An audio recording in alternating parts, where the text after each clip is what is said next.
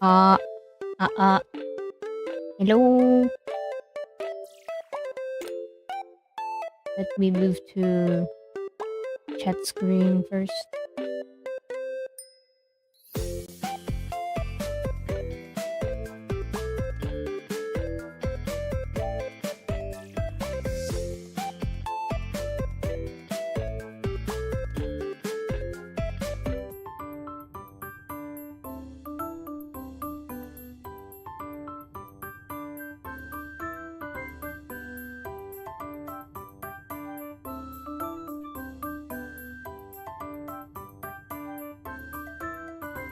Oh, my mic was muted. Hi, everyone.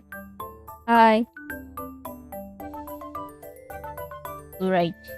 All right. Hello. Today, we're actually going to be checking out a game demo of a romance visual novel. The game is called Burn the Midnight Oil. It is a neon-noir supernatural visual novel. What's unique about this game is I think it's like two separate. You don't really self-insert. You play as a character. You don't really make your own character. So you either play as one of the main characters, Cersei, or Dante. And to be honest, chat, I was selected. Oh my god, no.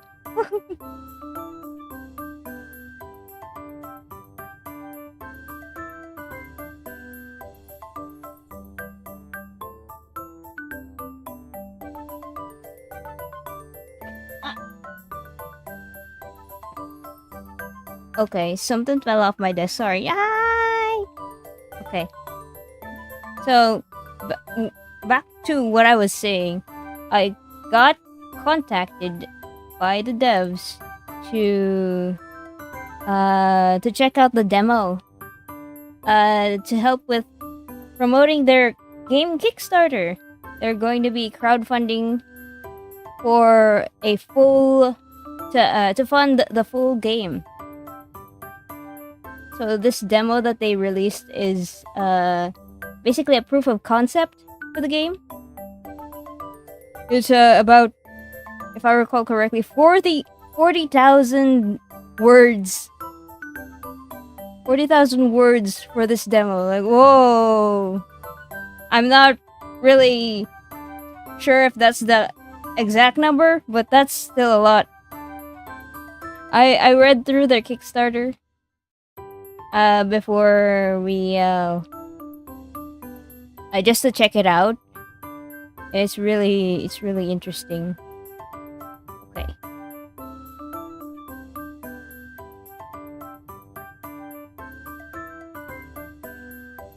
Now I do have a word of warning for everyone that this is a game intended for mature audiences because of the nature of the content. There's a lot of horror and very supernatural. We'll go through the content warnings on the game itself. They have a tab there that goes into detail of it. They reached out to you? No, can I even say this? They were looking for content creators to stream their game demo, and I got picked. And then they contacted me. That's basically it. I got picked from their call to action, their call for content creators.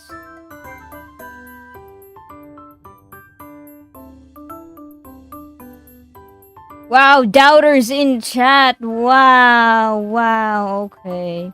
You guys don't believe in me.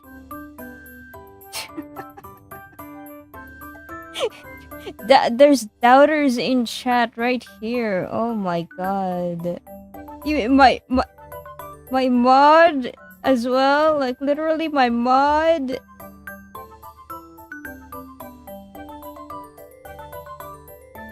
Yeah, can I ban my mod?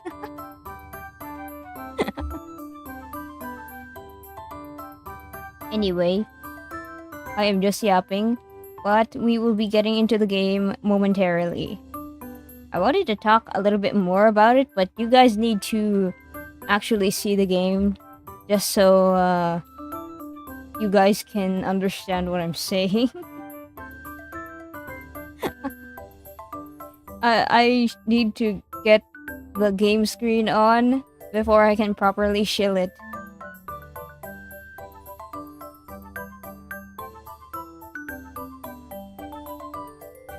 Alright, sure, blame me for your failures as a trainer.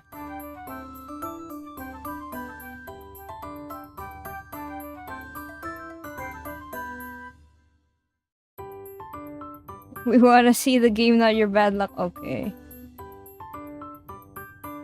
Here, oh my gosh. There we go.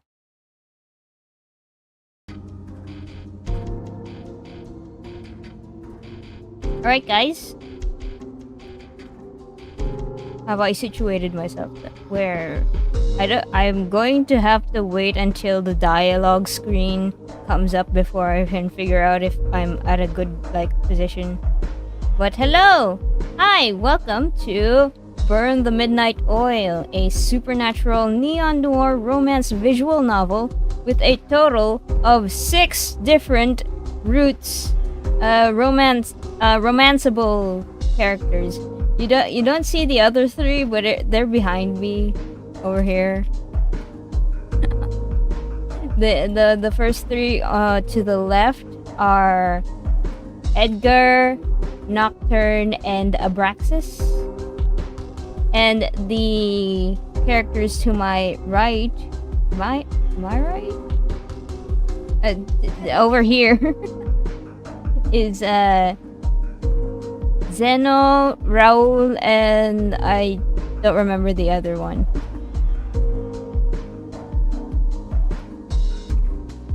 But yeah, this is a game by Foxglove Games, and we are going to be checking out their Kickstarter demo. This was released in support as proof of concept for their Kickstarter funds to hopefully get the game funded and have the budget for a full production, a full game.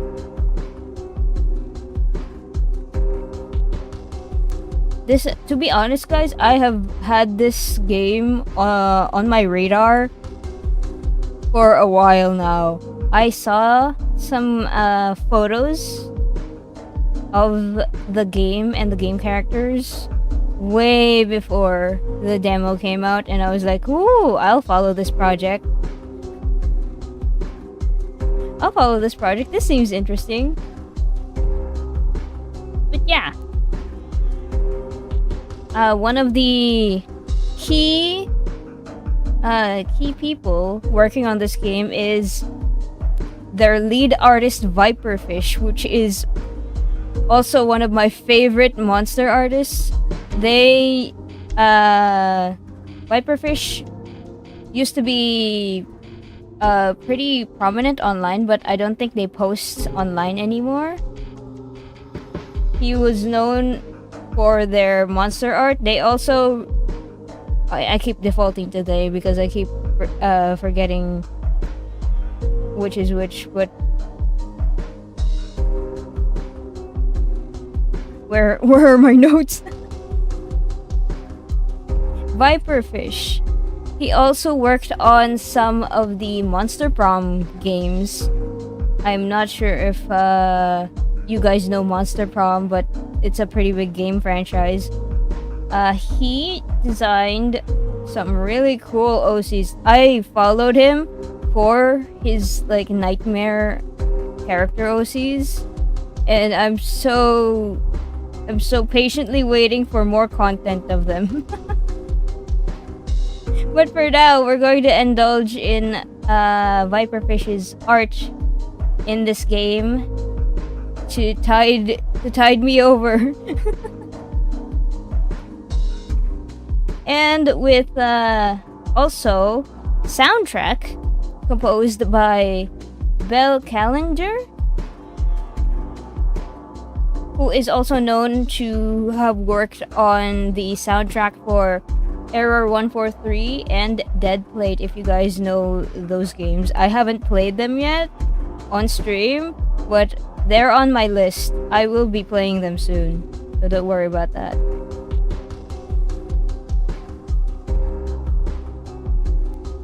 So that's the shill segment done. Also, right, I have enough about talking about the game. You guys also need to check it out yourself. If you guys type in !midnight. Oh, my my captions are in the way of the thing.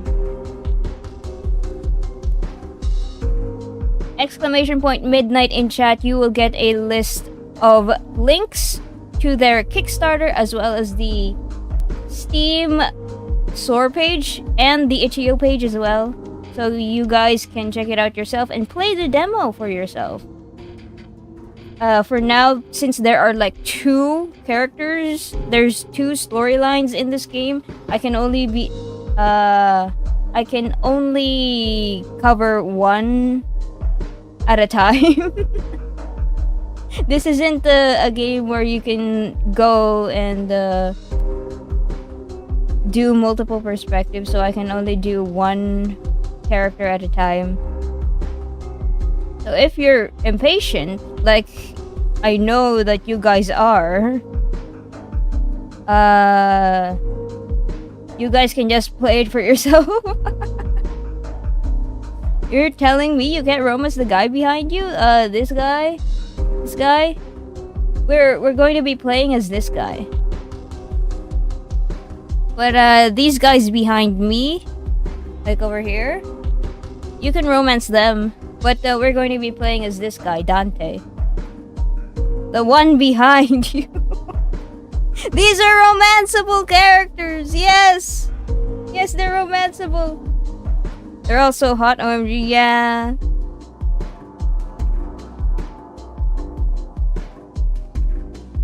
We also have a chance to play as Cersei and try to romance the other characters over on the other side as well.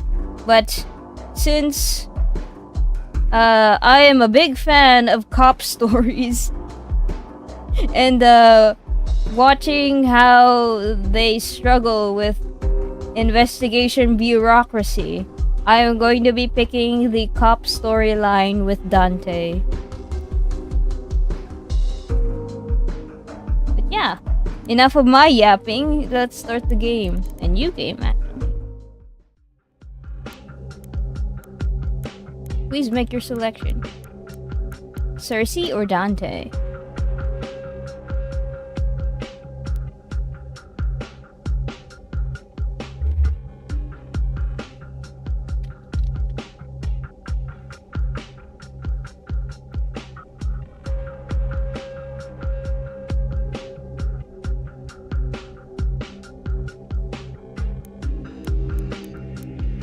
Wait, oh my god.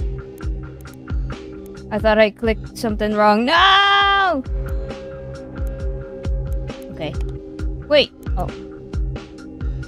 Okay, we can return, but let's check out Cersei first. EOB unknown. Since Cersei is a vampire, we don't know how long ago she was born. Occupation private investigator. So this is the true and what's it called? The real and true noir detective type of route the storyline, I mean, because private investigators are usually the types of characters that are in noir movies, right? Not like the cops. She's so beautiful is all I know, yeah. But yeah, she's a vampire, and we don't know who turned her into a vampire. For 2 decades, Cersei stalked the streets of North Haven as a private investigator. Accompanied by her sidekick Edgar, she mostly deals with trivial jobs like catching, cheating spouses, finding missing pets, and slaying vampires. What? Wait, the vampire slays other vampires? Okay. In recent years, Cersei's lost her passion for detective work, but this city isn't done with her just yet. When she's approached by 2 different clients looking for the same person, she decides to take on this one last case. Oh, it's a missing person case for Cersei. Her storyline is about trying to find someone? You guys can't see it, but hold on, let me move myself. Look at this. Look at this photo. Just labeled lame. Oh. True hater. Alright. And then let's check out Dante's file. This one is what I plan on playing for the stream. Right now, we're going to be Dante, date of birth 1953. So yeah, this game is set in the 1980s. So, whoa, 1953. That sure is a year. Type, Demi Hellhound, scribbled out werewolf. Occupation, police officer, I'm not. Did he quit?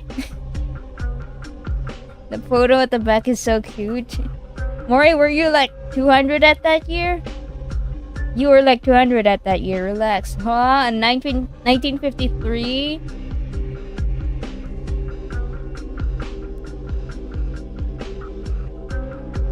'80s? Wasn't that like 10 million years ago? Yeah. Yeah. Emergency contact Orion Walker.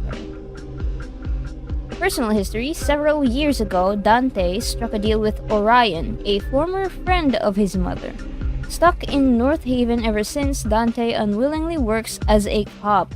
Oh, so he's working against his will. He spends his nights chasing criminals, waiting for the day he'll finally have fulfilled his end of the deal. At last, Orion puts Dante on his final case. There's a suspicious new drug on the market he wants Dante to investigate, but the roots of this problem might be even more dangerous than they thought. Baby Dante over here. Look at him.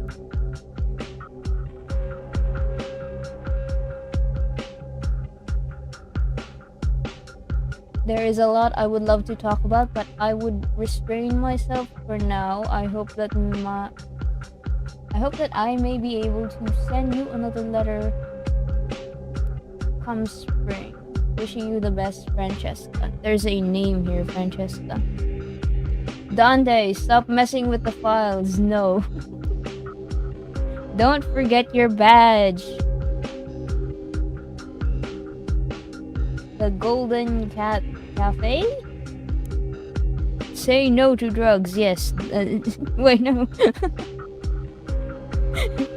Say no to drugs, yes. Wait, no. Alright, we're going to be picking Dante.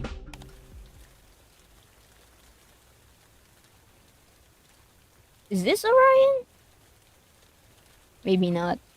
The rain hits the window in a peaceful, hypnotic pattern. Holy.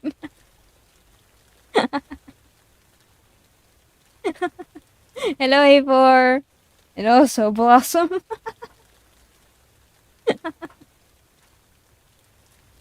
So it is Orion. Okay. Alright. I fear that I may be Um, I may be obstructing the view a little. Let me move myself to the corner. Right here. That better? Surely. Okay.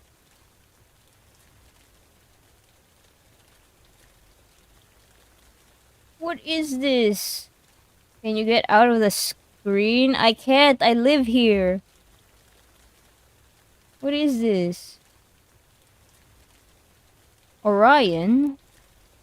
Oh, right. There's a glossary.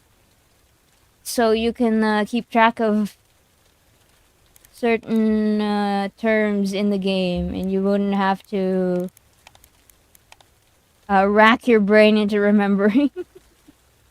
Did I miss much? No, you just missed the shill segment. You just missed the shill segment of my stream. It's okay, Mori, you're part of the view. Lip emoji, lip emoji. No!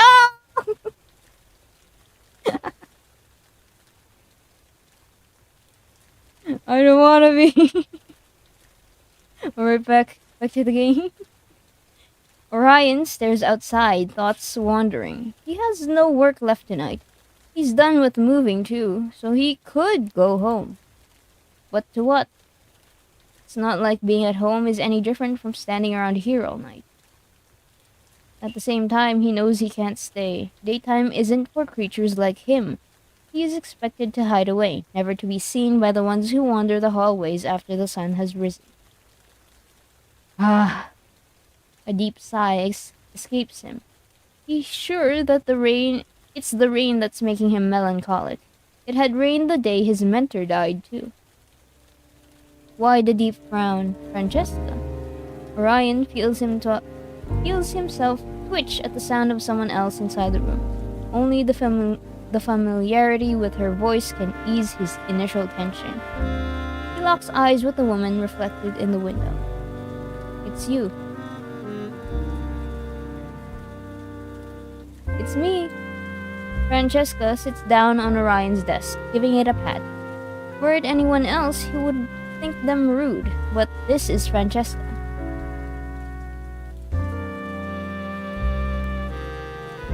If she suddenly behaved politely around him, he would think she was sick. Bro cannot touch grass, he's a vampire! They're each other's precious friends. Just like pure vanilla and white lily. My one and only. Precious, and then gets Thanos snapped and disintegrates. Which is more than Orion has had in a long time. New office, new furniture. It's nice. It is indeed. I was planning on inviting you over sometime, since I guess you'd want to see it. But speaking of inviting you, did someone let you in? One could almost think you belonged here, thanks to that natural arrogance of hers. But Orion doubts any officer here would actually let a stranger walk right into the station for no apparent reason. Not exactly. So she broke in? You don't care about that blue smudge of a cookie? I didn't even talk about him! What do you mean? I was talking about pure vanilla and white lily. During their final scene where she crumbled away. What the heck? Oh, he lives in your head rent-free! He lives in your head rent-free! I see. I understand now.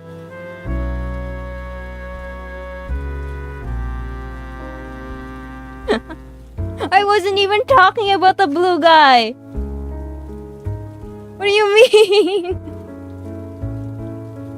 I was talking about pure vanilla and white lily! Oh my god! Oh my god! Actually, let me adjust my captions for a bit. You guys just stew in the memory of white lily. I need to make this one line.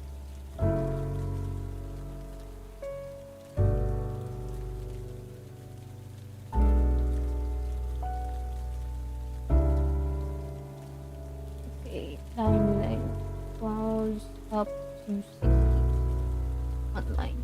Save. Okay, that should work, right? Mic check. Sorry about this this scuff. Okay, at the back. All right. You're a terrible person, yeah. Well, stop. Stop slandering me. Come on. If you keep slandering me, I'll just stop streaming. I can never go back to CRK anymore. Mori reminded me of... No way! I don't want White Lily death living rent-free in my head. Yes, but, you know, precious friend is now a trigger word. You guys get war flashbacks now whenever you see the words precious friend.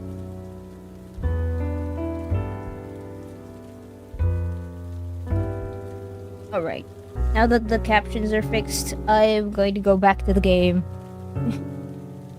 Orion stops himself mid-sentence. If she wants to get somewhere, she finds a way, even if it means somehow breaking into a police station unseen. She could have met with him outside, which she usually does, but it seems today is different. You know you shouldn't be here. I stopped by your flat, but you weren't there. What else should I have done?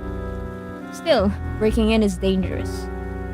I wouldn't call it breaking in, it was more like entering through unusual means. Ow! Why'd I get bonked? Orion is admittedly a bit curious, but he won't bother to ask how she did it. She'd only refuse to tell, just to tease him. Besides, that's not what he's focused on right now. What's much more interesting is her scent. Why? Does she smell? He smells human. Was she also a vampire? Was she also a vampire? Is that... Are you wearing perfume of some kind? There are items like that out there, made to mask your scent, change it to something else. Rather than the price, it's finding someone who makes them that is more complicated. Orion doesn't understand why she would go through the trouble. Normally, she more or less smells like a werewolf. There's no reason to hide that. Francesca smiles and looks around. Her tone is playful, as it most often is. This office suits you much better than the old one. It's a bit empty though. I think it'll need some decorations. I would have brought something if I'd known you were moving. Francesca. There's no making her talk about something she doesn't want to say. Giving up, he plays along. I would have told you about it, but I only heard about the promotion last evening. Oh, that's a really quick promotion then. When Advic decides on something, you might be faced with sudden changes without any warning. That was such a case. Advic. Chief Superintendent of the Supernatural Crime Division in North Haven. I see. They're the chief. You're an inspector now? Your boss sure is a spontaneous guy. But congratulations on getting promoted, if you're happy about it. Otherwise, my condolences. Is he happy? For a moment, Orion pauses to consider his question. I hope I will do it justice. Of course you will. You're an excellent officer, Orion, one of the very, very few. Believe me, this city is lucky to have you. Francesca turns quiet. She suddenly seems a bit downcast, which is unusual, and the hesitation on her face makes Orion uncomfortable. She doesn't like being seen as anything other than her confident self. Is everything alright? You know that I'm always here to help you. Now she has to chuckle. Orion has helped her only once so far, and it had been a giant mess of her being accused of a crime she didn't commit. She'd taken a liking to him for believing that she was innocent. Their meetings since then have been irregular. But when she does come by, Orion is happy to make time. Francesca is the only one he can confide in. If she is indeed in need of his help, he'll do whatever is necessary. There's no need to worry about getting involved in something he can't do. If she is here to ask him, then it is within the realm of his means and morals. I'll only ask you for help if I know you can do it. Basically. But that's not what she's here for. I probably won't come to visit you anymore. We'll have to stay in contact another way. Orion tenses up. Is someone after you? If anyone catches wind of her identity, that she isn't the werewolf she portrays herself as, but rather a hellhound, then she is in danger. There's a difference between a werewolf and a hellhound? Oh right, yeah, there is. What am I saying? It has been a while since hellhounds completely vanished, hiding away where no one could find them. Not everyone cares about finding one in the first place, but those that do are dangerous. If there is someone after her already. Oh no, I'm safe. She playfully waves a hand and he calms down, though he glares briefly at her. She grins, amused to have gotten a reaction out of him. But if it isn't that, then is it related to your husband, your mate? Yes. She touches her belly. Orion stops himself from rushing over. I'm pregnant. Congratulations! Thank you. Her voice is warm and filled with love. Orion has never met her husband, but he has seen him from afar. A normal human. The relationship isn't going to be easy, but Francesca always wanted a maiden child. Her wish is finally being fulfilled. She's pregnant, guys! So, yes, I'll be focusing on taking care of him. Makes things a bit more complicated. Him? You already know the gender? She didn't mention being pregnant the last time they met, which wasn't that long ago, and her stomach is still flat. She can't be too far along. Not officially, but I have a hunch. Francesca's instincts aren't to be underestimated, so Orion is tempted to believe her. A son. I already thought of a name. Do you want to hear it? Her excitement is infectious. Orion feels himself smile. I'd love to. Dantalion. Or Dante. That one's a bit snappier, don't you think? It's a good name. Did you come up with it together with your husband? He left the full decision to me. We want our boy to have a name that suits a hellhound, and my husband hardly has any idea what those would be. Dante's Inferno! Holy moly! It'll be the only connection he'll have to my side of the family for a long while.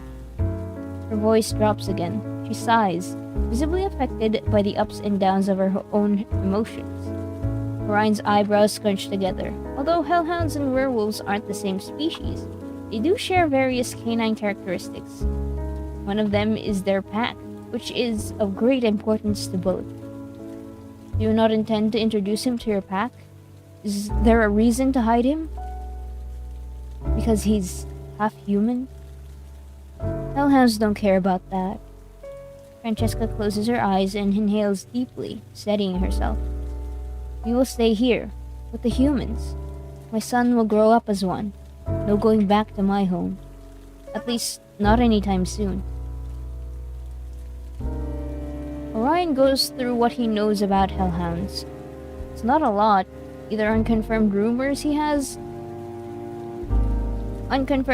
he's heard from other supernaturals, or tidbits from Francesca.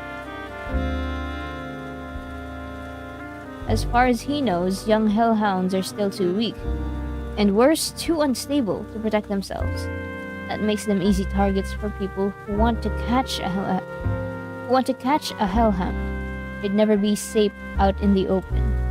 It'd be more secure for Francesca to take her child and husband into hiding. Join her family in that place no one knows. A place where a young hellhound can be raised without worry. That sounds like a great risk to take. Will he be safe? Will he be safe here?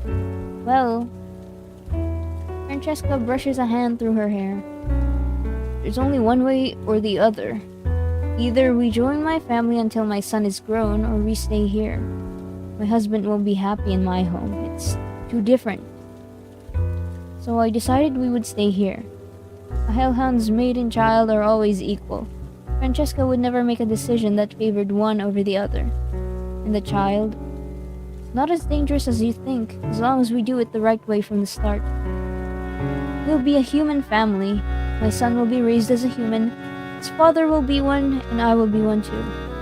Orion sniffs the air again. She still smells human. That's likely part of the plan. He hadn't expected the perfumes to be so effective. We will completely escape the attention of anyone supernatural. As long as we do that, there's nothing to fear. Although it will mean you're giving up a lot of yourself. Hardly a big sacrifice to make for the happiness of my loved ones. So the plan is to seem as human as possible? Yes. Don't stand out, don't attract attention. Be a normal family of humans who have no idea who's living among them. Don't meet any supernaturals. That includes you.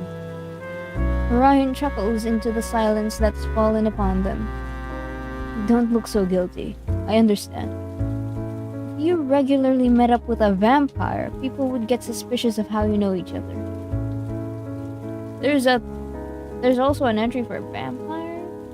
One of the most common terms for their kind. Contrary to popular belief, vampires aren't solitary creatures, as they tend to be tied to a clan.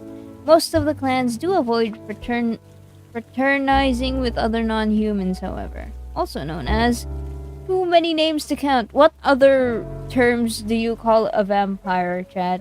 Can you guys think of any? A Dracula. No, that's the name of a character. Where are the Hellhounds entry? Hellhounds. Dracula. Vamps? Come on, be more creative. Hellhounds. A demonic subspecies. Hellhounds are described as large canine beings with fire-related abilities. Despite some similarities, they are not related to werewolves in any way. Being natural fighters and very loyal to their pack, hellhounds were creatures you should avoid provoking. Even so, there were several wizards who attempted to abduct helpless hellhound pups for unsavory reasons. Many rumors have appeared since all the hellhounds vanished decades ago. Some say they've gone extinct.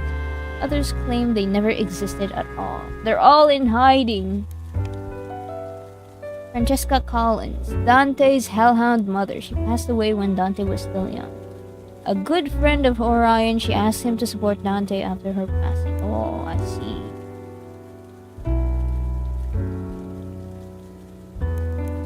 Wizards? Wizards from Cookie Run Kingdom? No. They don't make sentient cookies, unfortunately. The wizards in this place. You will move away as well, I imagine. Not many people have seen me around, but we won't take the risk. I'm also going to do something about my look so that even if we do run into someone, I won't be recognized. Shame for my beautiful face, don't you think? Your husband is very lucky to have a wife that's willing to do so much for him and your child. Oh, don't flatter me. You'd do the same if you had a family. I would.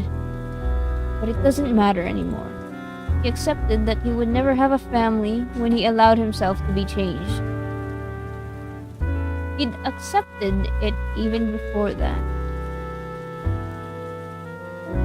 You can't have a family if you become a vampire? Is that it? He'll Don't say that, you're immortal. You're too young to talk as if you'll never find love. I'm hardly young.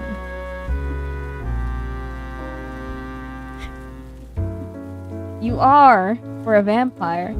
Believe me, there will be more than enough women who will appreciate your mature charm, even as a vampire.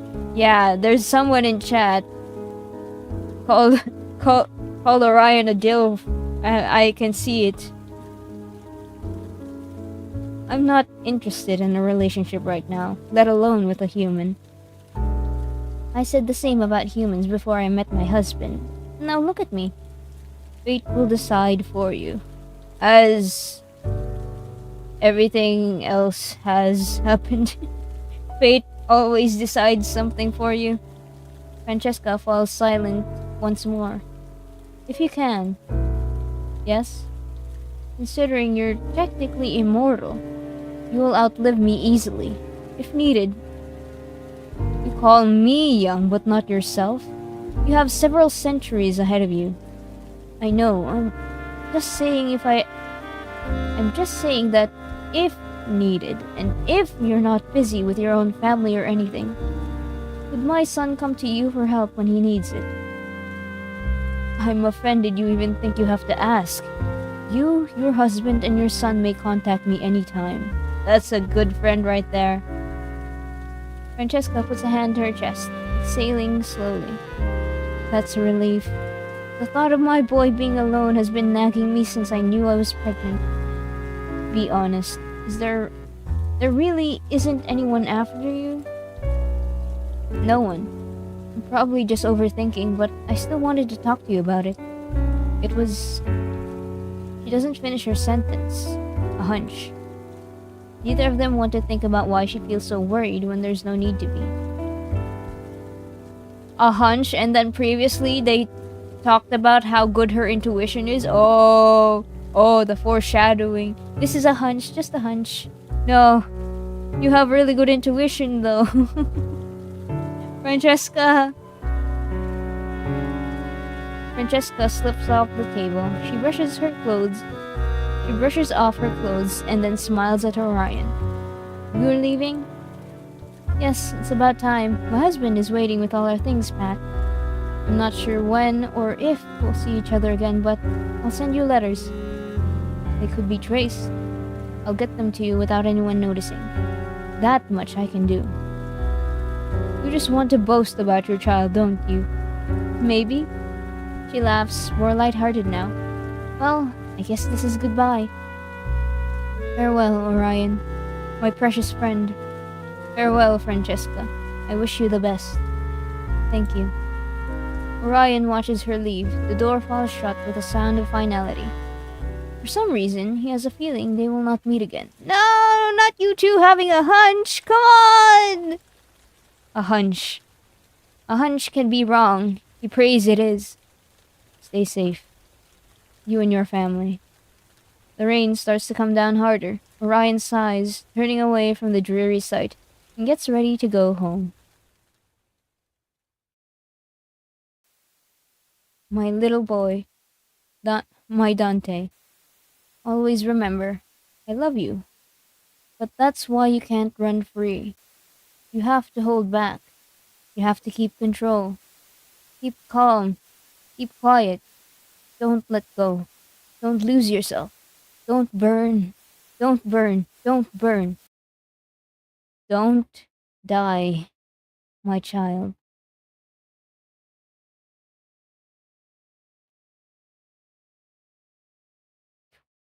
The voice of our mother ringing in our heads as we wake up from a nightmare, supposedly. Damn it. Whoa! Hold on! No! Wait a minute! Wait! Wait! Whoa! Whoa! Jump scare!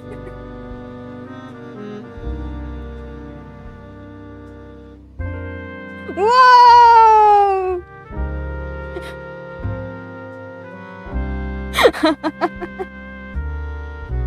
Move away, no way!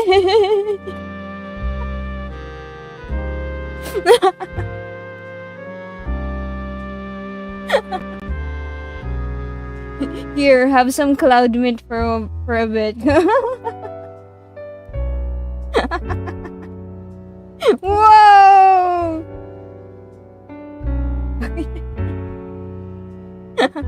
Alright. Inside the empty room, there's no alarm clock to tell the time or wake him up. Despite that, curled up underneath the sheets, Dante opens his eyes just in time to get ready for work. The air is cool, it's comfortable as long as he stays under the sheets, but when it hits his skin, goosebumps form.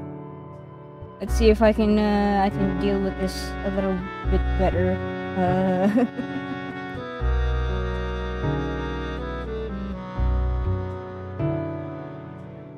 How do I deal with this?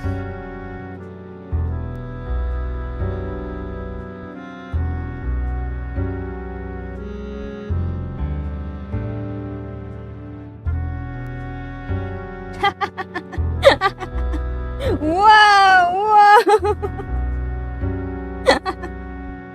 At least you can't cover them. I see. I suppose. Yeah. Hi. Come on, get yourself some pajamas at least, bro. It'd be more comfortable to sleep in his other form. It'd be more comfortable to ever be in it at all, but he's not going to risk it. The world won't allow him a slip up. Hellhounds are easily mistaken for werewolves as long as they remain in human form, but the moment he lets his animalistic features out, the differences would be far too obvious. Dante prefers not to out himself by accident. He's been sleeping like this since childhood anyway. Whoa. Okay, I need to I need to just speedrun this so we can like get him dressed. Gatekeeping. There, okay, there. Sitting up, Dante stretches, easing some of the tension that crept into his muscles while he slept. One of those dreams again. I don't need to start my night like this. Like that. Sluggishly, he drags himself out of bed. Whatever. It's not a dream he's unfamiliar with, but there hasn't been a single time when he enjoyed waking up to the voice of his mother. But in the end, the dream is only a dream. When the lights in the room turn on, it quickly fades. Dante rubs his eyes and blindly stumbling towards the bathroom for a shower. He's gone! He's gone! Okay, there.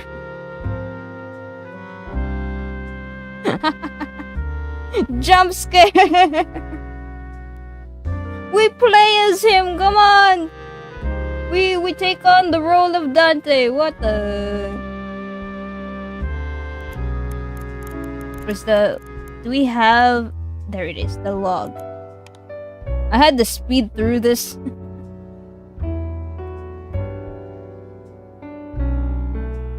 There hasn't been a single time when he enjoyed waking up to the voice of his mother. Haha. I really wanted to put some highlight on this line because I thought it was really funny, but no, he was still on screen, so we had to speed through it. Getting ready for a job at night is no different from getting ready for a job during the day. Wash up, change clothes, eat breakfast, or not. If you ask Dante, it's a waste of time. Oh, should have everything. There's little Dante has in his room, and even less that he cares to bring to work. He's ready in no time. Male living space. Our male living space.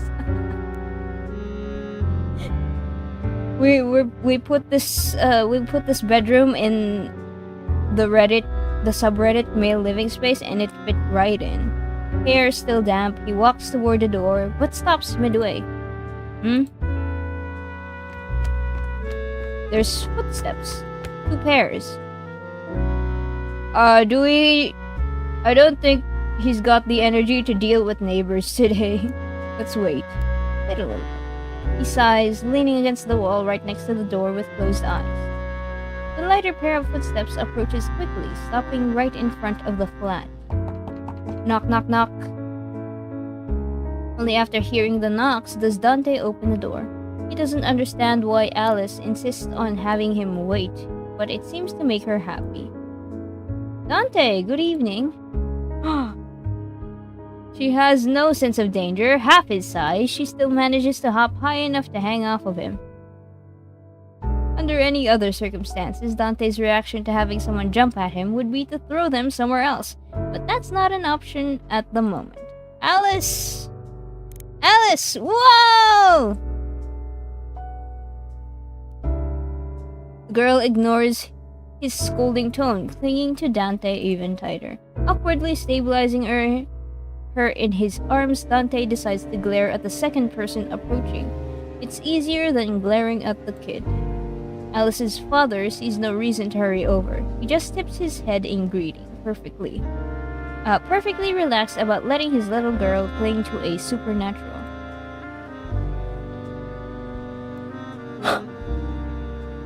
Oh! He did have a family! He did end up having a family! Oh my gosh! This is his daughter, Alice? Good evening. Instinct makes Dante want to return the greeting in kind. Out of spite, he doesn't. Why? What are you doing here? And more importantly, what is she doing here? Alice allows herself to be put down. Even though there's a soft growl accompanying Dante's words, she looks mostly unimpressed. I'm not allowed to come? This is no place for a child, he wants to say. This corner of the city is dangerous, you know that. Besides, it's not good for a child to spend so much time with non-humans. That's a human child? But what comes out of Dante's mouth is instead... You are. You're allowed to come here. Come and visit. First be those big innocent puppy eyes. That is the power of a child. Are you mad I'm here? Oh my god! Alice! Orion old. Come on, man. Oh, she's so cute. Are you mad I'm here? It's hard for Dante to be. You don't get mad at pups, not really. Even if they're not an actual pup. No. So there's no problem. Still doesn't explain why you're here. With a chuckle, Alice's father joins the conversation. I just picked her up from her friend's place. She doesn't want to go home before she says hello to everyone at the station. You being the most important. Orion's face is soft as he looks at Alice. Dante doesn't know the Orion from before Alice was born, so he knows enough about vampires to know what she is. A literal miracle. She's biological? A vampire and a human shouldn't be able to have a child, and yet here she is. That she is Orion's biological child is a carefully kept secret. What? Holy moly. Despite all the obstacles in their way, they're a happy family. And for reasons Dante doesn't get, Alice keeps trying to pull him into it. I really wanted to see you. You never come by, so if I don't go to you, we never meet. Which would be preferable. I don't agree with her visiting the office either, but you know that it's impossible to stop her from doing what she wants. Hehe. Oh, Alice. Ryan's words aren't quite the truth. He'd never let Alice near anything that could cause her harm. It's because he's confident that the station is a safe place that she lets her visit for a couple of minutes. I'm not scared at all because everyone's nice. Nice? He can't agree with that. Raoul aside, most of Dante's co-workers are ready and happy to start a fight the moment they're challenged. What kind of station are you working at, Dante? As funny as Dante thinks it is to have an entire division full of questionable personalities, he wouldn't call them nice. Everyone just acts friendly around Alice because she's a little pup. Himself included. Besides, you and Dad protect me anyways, right? I'll always protect you. What is it with you and having flashbacks tonight, Dante? Mori challenged them now. I can't. I'm but a little pup as well. Come on. I'm even smaller than Alice. I'm 3 inches tall. What am I going to do? I can't challenge him.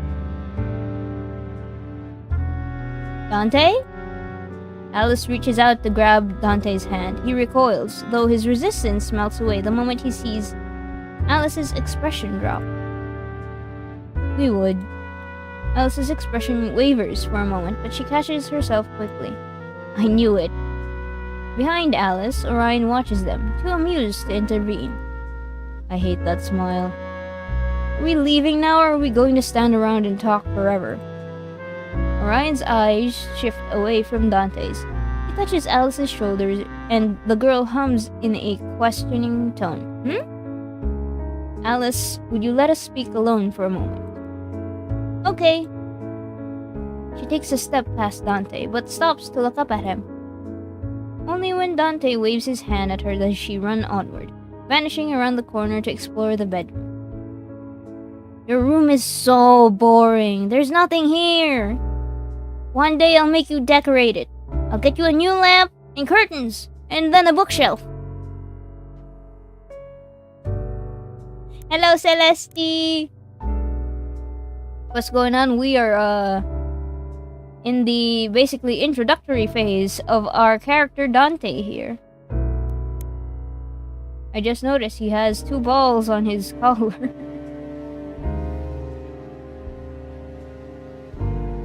Her voice trails off. Dante listens to the sounds for another moment, steps towards the window, and then the squeak of it being opened. Knowing that she's successfully distracted and not eavesdropping, Dante and Orion turn towards each other. Why'd I get a bonk?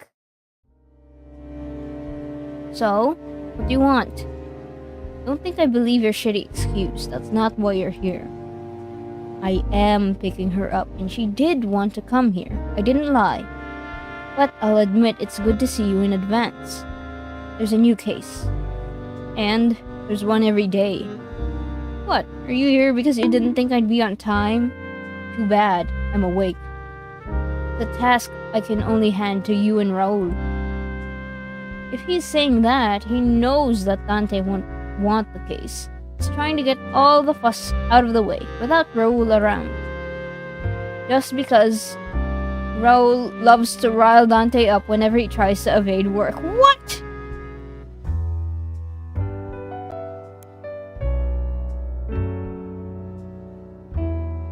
Sounds like it's going to be a massive bother. I'm not doing it.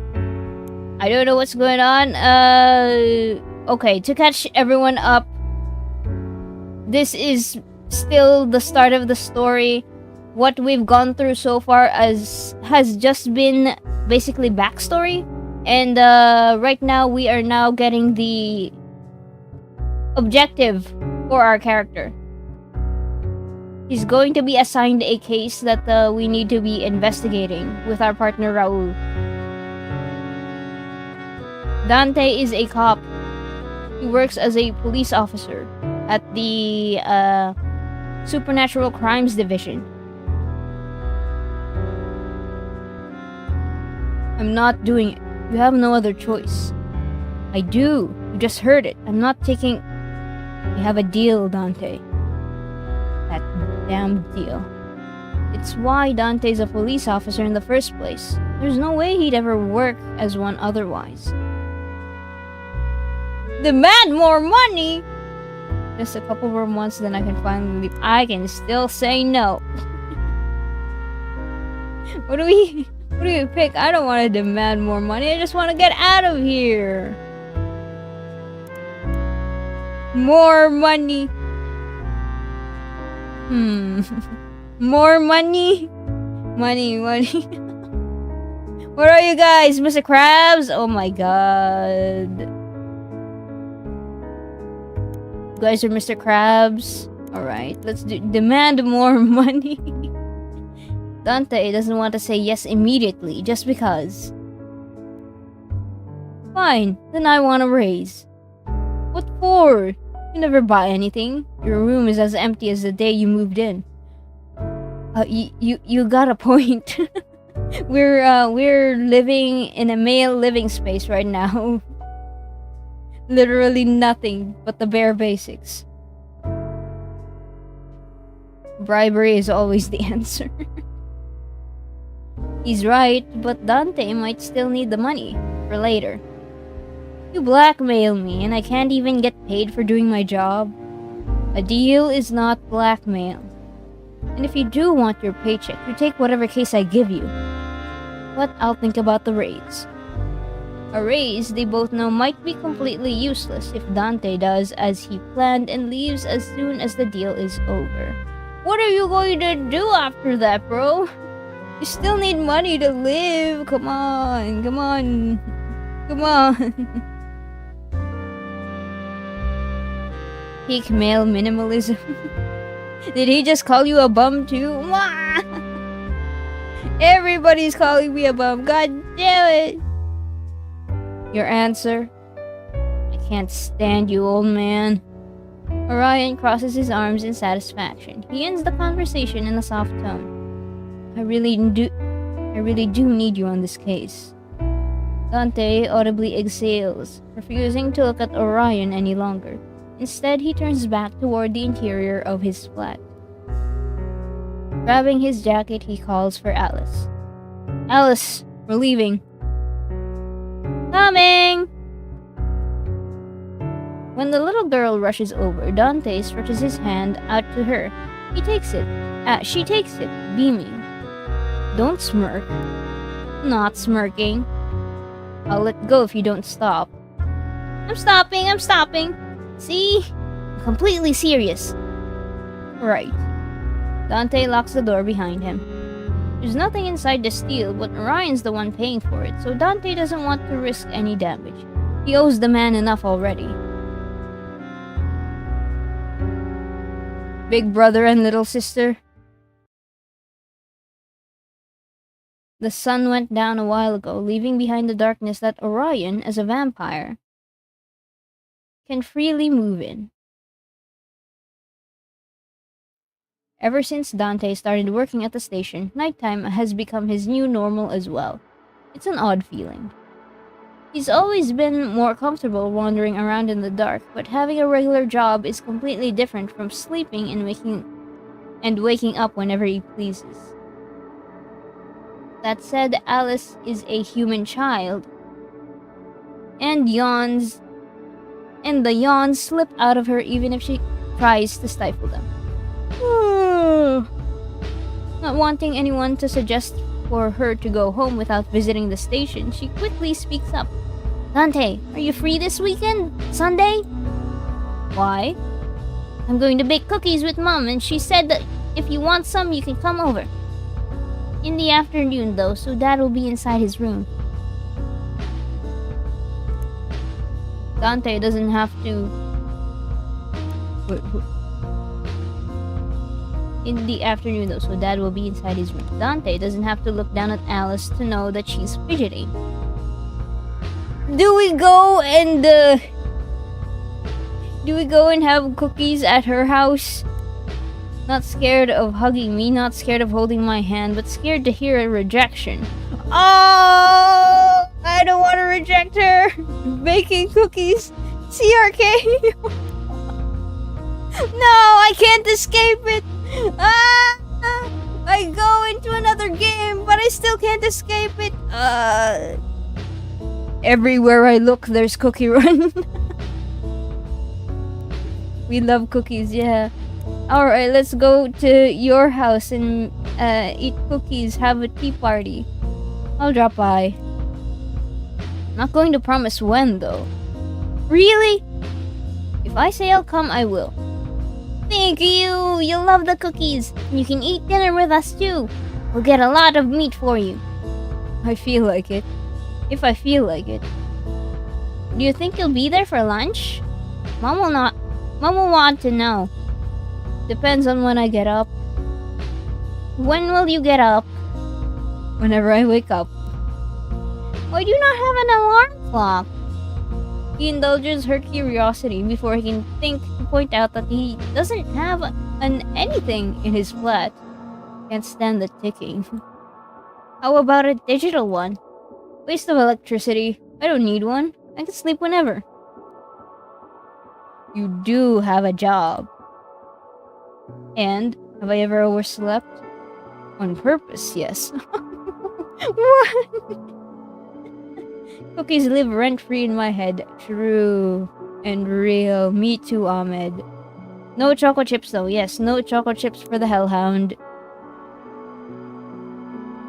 See, I don't need a clock to be on time when I want to be. So you just go to sleep and wake up when you want? Yeah. I wish I could do that. You can, if you practice. Maybe? He's not actually sure humans can do that. Huh. So you really have no clock at all? I do have one in a drawer if I need it. Wrapped up in several layers of fabric to muffle that annoying ticking. Drives him insane. Please get a digital one, bro. Why did you buy it if you weren't going to use it? I didn't. Your father did. Oh, it was Orion's. The only thing Dante bought for the room were a number of pillows. Dad, why did you buy one for Dante if he wasn't going to use it? A long time ago, Orion still hoped that he could convert Dante to a normal lifestyle. He'd given that up quickly enough. Well, you never know when it might be useful. To the station! At this moment, the police station comes into view. We're here. We'll quickly give Dante and Raoul their briefing for the night, and afterwards we go home, alright? Alright. And as usual, no leaving the room, no bothering anyone who looks tired, no touching anything. No talking to Raoul. No talking to Raoul unless he's holding his coffee and I see him take at least a sip. Wow, I'm looking forward to meeting Raoul then. He wants you to not be a bum too. Why? Did Dante tell you to do that? No, Raoul did. Certainly something that Raoul would say. Well, I'm sure he's already had enough time to make his coffee. We're a bit later than usual. Not my fault. My fault? Your stubby legs need time to grow. But you're not saying it's not my fault, huh?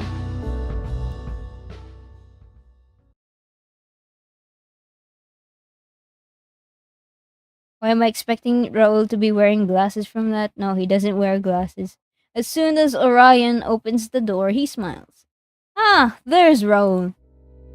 As a human child, Alice has little understanding of how quickly some supernaturals can locate people inside a room. But locating Raoul is easy, even for her. He's in the little corner where the coffee maker is, just like at the start of every shift. You know where he's at. He has a schedule. Alice runs up to him as he takes a sip from the mug. Raoul! Hello! Did you refuel? Is the conversation function working, or do I need to wait? Raoul pats her head, a bit of fondness creeping into his eyes. It's enough. Good evening to you as well. That's him! He then turns toward Orion. Good evening, sir. And to Dante. Hello? Why'd he frown? Oh my god. Why'd he frown? Why'd he have to frown like that? Come on. What? No good evening for me? No, I don't want you to have one. Why? What's with all the belts on their body? That is a holster. I believe. Usually police officers do have that. It's I think a place where you can attach. I don't I don't really know the proper function of it, but it's usually worn by police officers. I think you can attach like gun holsters to it. I'm not really sure. But yeah, that's a thing that police officers wear. You can actually notice that in cop shows like Brooklyn Nine-Nine or something.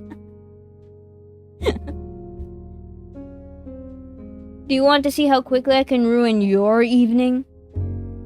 Do the both of you want to have a bad night? I already told Dante, but I have a task for you. Raoul takes a big gulp from his mug. Evening ruined. Thank you very much, sir. That's what Leon Kennedy writes. True! You're right!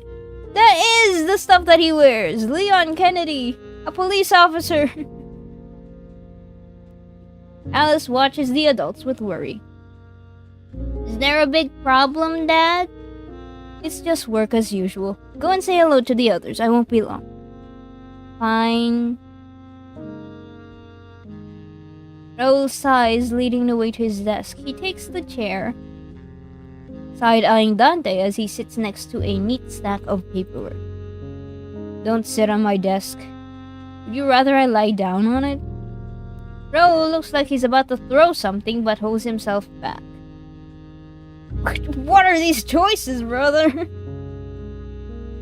If you like the table that much, should we get a leash for that collar of yours and chain you to it? What the hell? I love the banter though. I love the back and forth between these guys. It's so fun.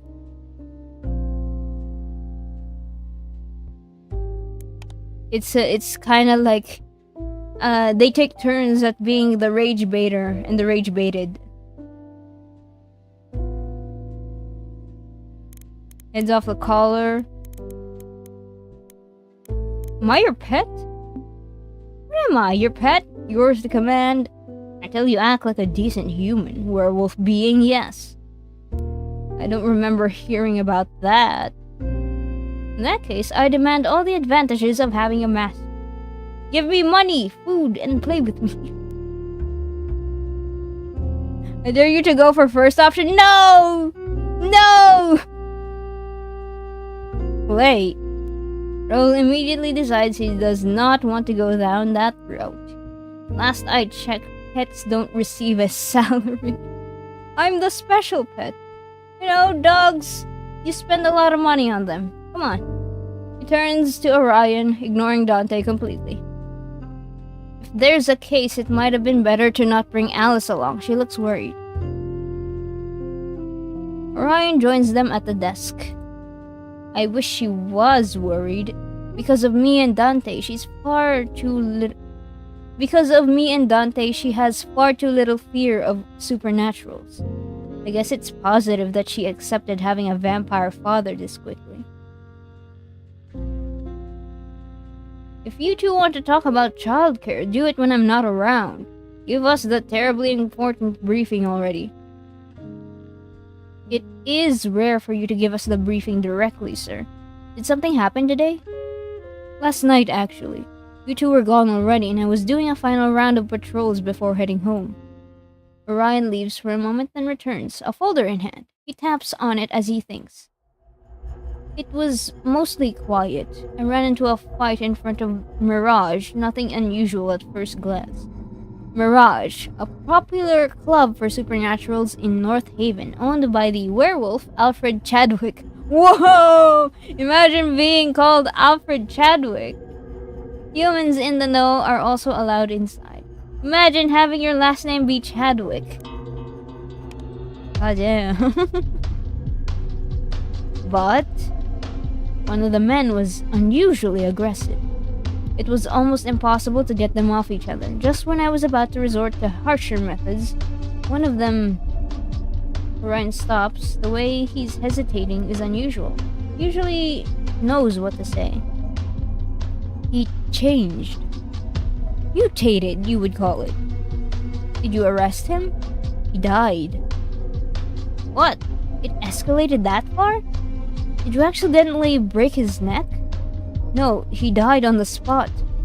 From 1 second to the next, he simply fell over and stopped moving. Raoul inhales deeply.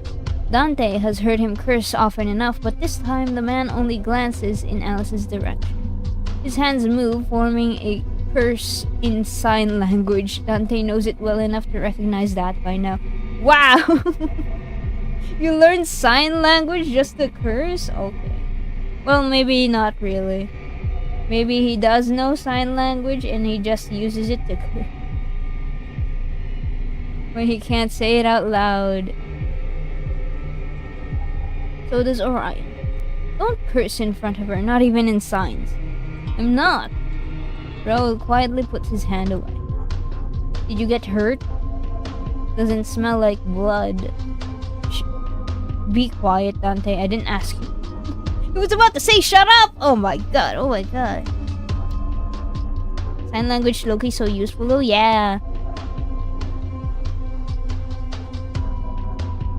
As Dante already confirmed, no, nothing that didn't heal immediately.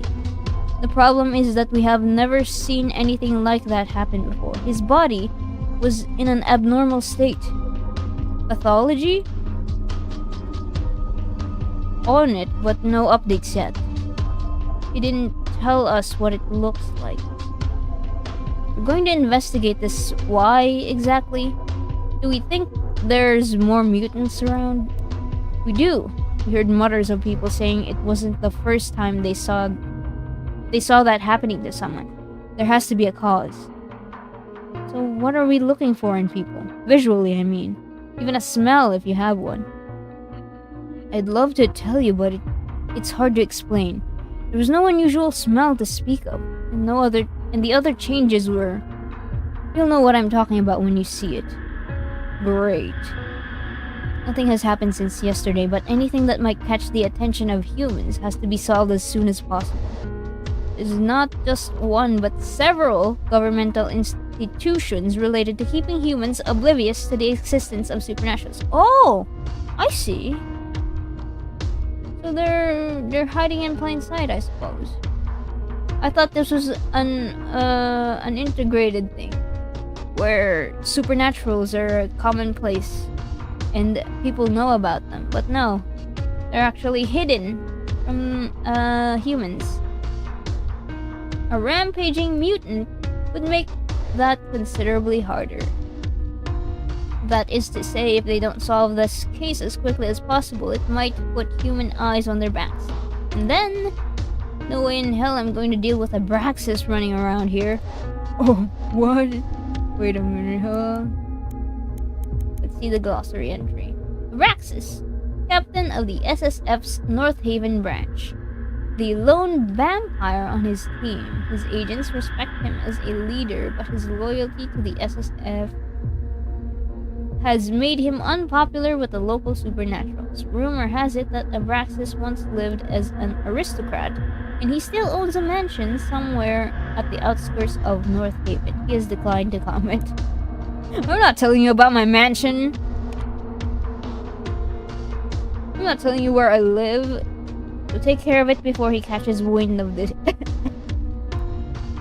Before he catches wind of the issue.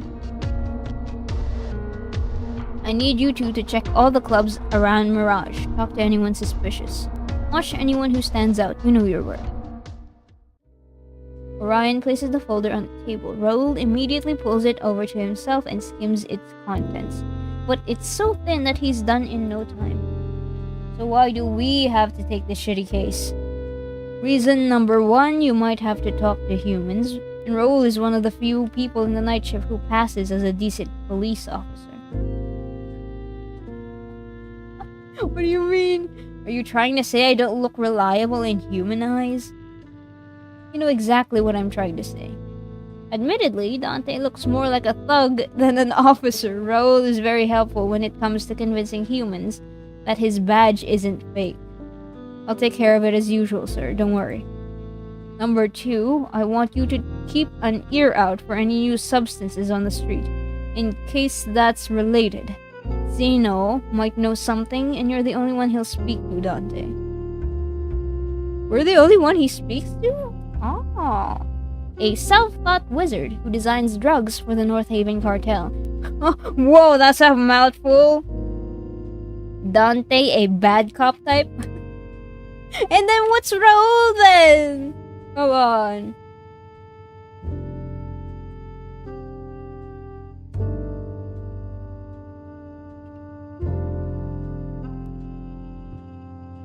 His formulas are responsible for the cartel's sudden increase in popularity, as they have greatly reduced the number of side effects of supernatural drugs. Zeno is surprisingly well liked by many supernaturals thanks to his work and cheerful personality. However, he is just as disliked by anyone trying to catch him, as Zeno is exceptionally good at escaping people's grasp over and over again. He's an escapist! So Raul goes to question people and I hunt down Zeno. You're not getting out of the boring tasks, Dante. Raul's your partner, so you don't even think about going off on your own. He's there to keep an eye on you. Sometimes I feel like a dog trainer. Don't bite, Dante. Be good, Dante. No barking. Dante growls at the statement, but it sounds hollow, so even Raul recognizes it as no threat. Zeno isn't as difficult to handle as you pretend, old man. You can tell that to every single officer who has given up on detaining him. He's an overgrown kid, hard to catch, but he's not dangerous. Maybe that's why you two get along so well. Sit here, Paul. No way. I'm not. It's time for dinner. I'll take Alice home and come back later. You can handle everything, Raul? Leave it to me. Thank you. Stop! Do not swear in front of the child. Are we leaving? Messing with me. I don't need Raul to watch over me. I think you do. See you two later. Bye-bye. See you again soon. We still have that cookie visit with Alice, so don't forget, Dante. Come on. No cursing in front of the kid, right? Growing up with Orion made her weird. You could just say you like her. Raul finishes his coffee and puts the mug on the table. He stands up, smoothing out the creases of his shirt. Do you need to do anything else here? Otherwise, I suggest we go. There's a lot to check out. There's nothing more annoying than blindly asking people for information. You won't be asking people, I will. Raul grabs his coat and shrugs it on. His voice is dripping with sarcasm.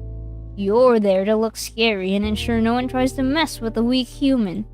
Humans aren't exactly common in their division, for a very simple reason. They're helpless compared to what they're up against. Oh, he is an actual human! I see. I see. Raul is the only human officer on Orion's team. At first, Dante thought that a human would be a liability, but Raul has proven himself to be a valuable member. It's not just about interacting with other humans. Raul has completely different views on things than most supernaturals, and while Dante often finds it irritating, it does have its advantages. I know he's good at what he does, but the supernatural department is a completely different beast from the standard human one. I don't get why he takes the risk. One angry supernatural and he's crippled or dead. Oh, he's concerned! Dante! I feel like there's a power dynamic between these two, and I'm not gonna be the one who puts labels on that. But Dante's worried about him! Why are you staring at me? Do we ask? Chat, do we ask?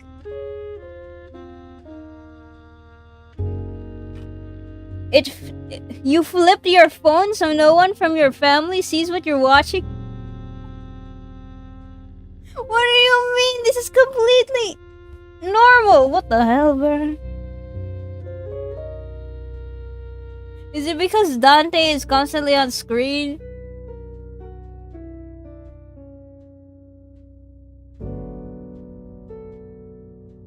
Unfortunately, he's going to be on screen all the time. We're playing as him. We're playing as Dante. Come on. I leave my screen on for everyone to see. Oh my god, how shameless, Nil. Alright, are we asking? Are we asking? Are we asking? Do we be nosy?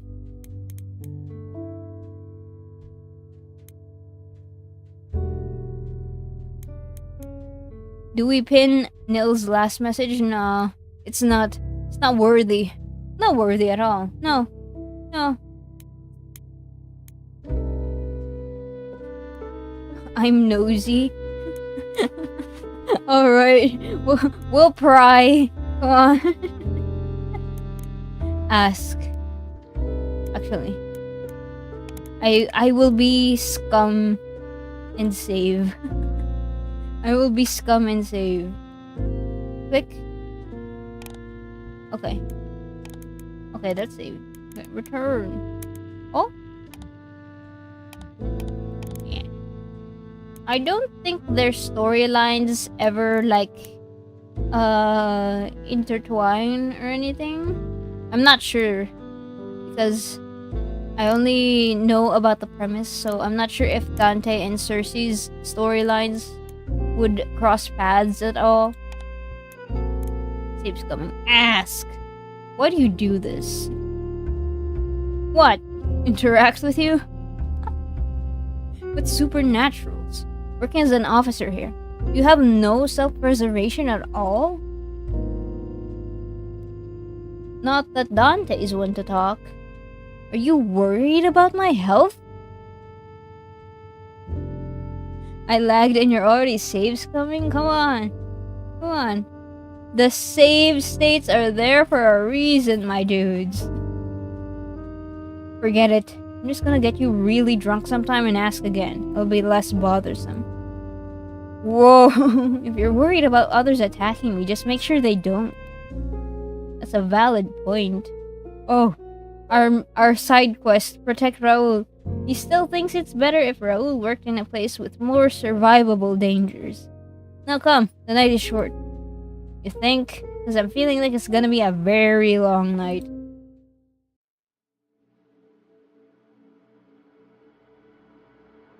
Are you taking your car? No, I've got it parked near the Golden Cat. Let's walk. The Golden Cat? Golden Cat? A pub frequented by supernaturals. Its name is based on the original owner's cat. Both Cersei and Dante frequent the Golden Cat after work. Oh! So perhaps they do cross paths somehow. Maybe the story does intertwine with these two. Your choice. They talk for a short time before Raul speaks up again. You mind if I ask a question? Yes. Well, we asked him so he can ask his question for a question. You mean at the station? You didn't even answer. Then you can ask another question after you answer mine. That is fine. Dante tilts his head to show his agreement. Why is it that Orion treats you like a child? I know he's older, but you and I are around the same age and he doesn't treat me like that. Why is it that Orion is so worried about you? You're more than able to take care of yourself, but he's treating you like a child who shouldn't run around on his own. We just re-established that officers aren't allowed to work alone. Not that it stops Dante from trying, sometimes. Why? Why would you leave? Or is he romanceable, asking for a friend? Who? Who? Raul? Is there a cat, Mori? I hope so. You know, I know just as much about this game as you guys do, so I'm like, I can't really answer any questions. Who are you asking as romanceable? I mean, Raul is romanceable. Dante? We're playing as Dante. Of course not, but with how much he stresses that I have to keep an eye on you, wouldn't it be better if I wasn't a human?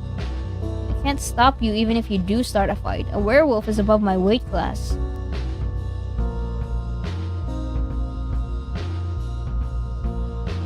I meant a cat Mori version. Oh. Do you not like dog Mori?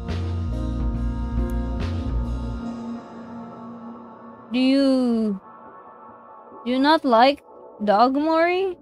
Is that what I'm getting? Huh?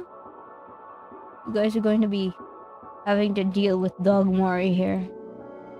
Because you guys are asking for a cat Mori? No, you don't get any. You don't get a dog, a cat Mori. You only get dog.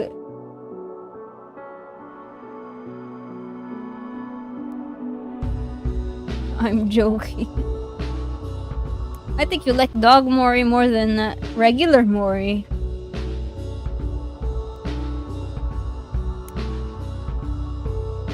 Raoul being a human is actually the point, not that Dante can explain that. Other than Orion, there is no one who knows Dante as anything other than a werewolf. The only reason Orion knows is that Dante's mother told him. But Raoul doesn't have a reason to know. It's usually no issue, but in some cases it makes explaining things a bit hard.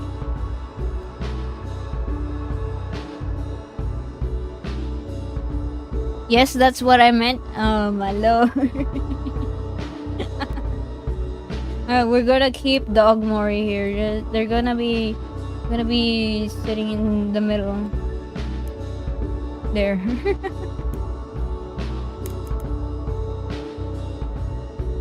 I'm a cat person. I would obviously wonder if there's a cat Mori. Unfortunately, cat Mori doesn't exist yet, so you're gonna have to wait. Oh, Elle's going to make it happen. We'll have Elle will that into existence then. There are similarities between hellhounds and werewolves that allow one to act as the other, but there are also some huge differences. Raoul may hate it, but him being so much weaker than me is exactly why Orion decided to pair us up in the first place. With Raoul around, not only do I have to make sure he stays safe, I also can't run wild. I'd risk injuring him. Annoyingly, Raoul did hit the nail on the head though. Orion is treating him like a child with no self-control. Because I suppose it is true then that you don't have control. I think he's overly worried about me because he knew my mother. Feels responsible or something. Did he know you when you were a kid? That is not an easy question to answer, for several reasons. Ah, it's complicated, I see. Raoul just nods to himself, then stops asking. It's something Dante appreciates. Not that he'd ever say that out loud.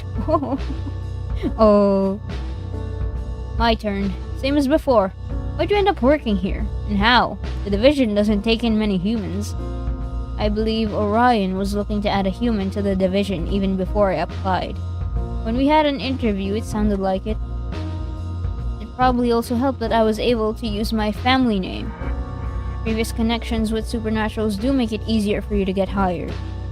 There's that, too. You're rich. You obviously have connections, so why spend every night on the beat for barely anything?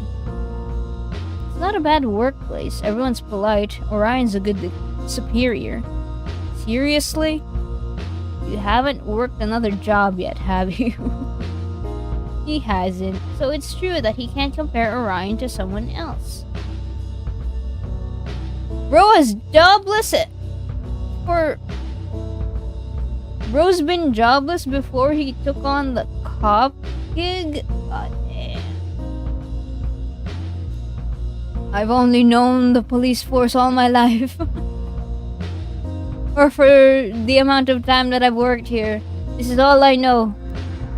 If he put us on this case, he believes that we're the right people for it. Aren't you the slightest bit proud of that? No. That's a shame. You should be. Why? He's just using me. Raoul was partnered with Dante as soon as he joined the force, but they knew little about each other. It's hard to ask about someone else when you yourself are unwilling to talk. Not that Dante isn't curious. If I've got the chance right now anyway. Where'd you work before joining our division? Another question? I'll owe you one. Other police stations for humans. And you switched over to supernatural cases on purpose? You don't stop, do you? It bothers me. It makes no sense. I want an answer or it'll annoy me the whole night.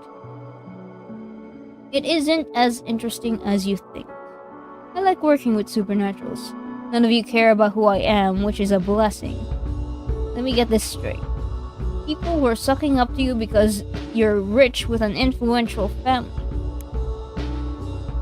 People were sucking up to you before because you're rich with an influential family, and you didn't like that? I don't need you to understand. But try to believe me when I say it's really damn annoying when people think you're doing good work because of your name and not because you're working your ass off for it. I can get behind that. I can understand that. Like, it's not really fair when you're working hard on something and people only praise you because you're carrying your family name that's very rich. Like, damn, you're just going to not acknowledge all the effort I put into doing a good job because my dad is rich or something? Man, get out of here. Raoul inhales and straightens his collar. It sounds like there are so many stories he could tell about his previous job. I prefer to be judged for my own abilities, not those of my parents and siblings. Huh. Alright, that's something I can get. You can? Sounds nice to have people do your bidding without needing to work for it. But if you do work, you should get the recognition and no one else. Dante shrugs, sliding his hands inside his pockets. Still, I think you're stupid for putting yourself in danger, though. I guess I can be rather stubborn. But I'd survive so far. Yes, because I make sure no one mauls you to death. I love the banter. Mori dog thinks they're part of the story. Come on, they're just chilling. They're just vibing.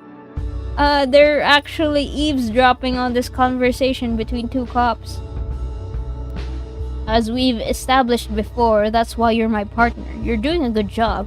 Continue to make sure I don't die. I'm not your babysitter. Bodyguard might be the more appropriate word. Rose's mouth twitches into a little smile that he's quick to hide. Oh, you're all for the banters, huh? Come on. I love that kind of thing. Have you seen Cloud Mint? Have you seen these two? Come on! Oh my god. let me put up the whole thing. Have you seen these two?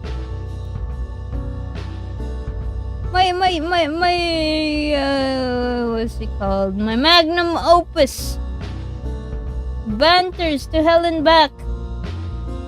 I don't let you guys see it though. What? Oh, my mod. Bond hit it.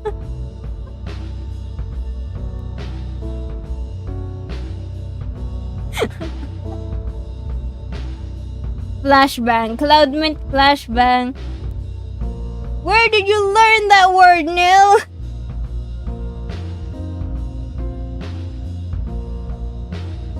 Oh my god, the normie. The normie has fully gone geek. He's too far gone.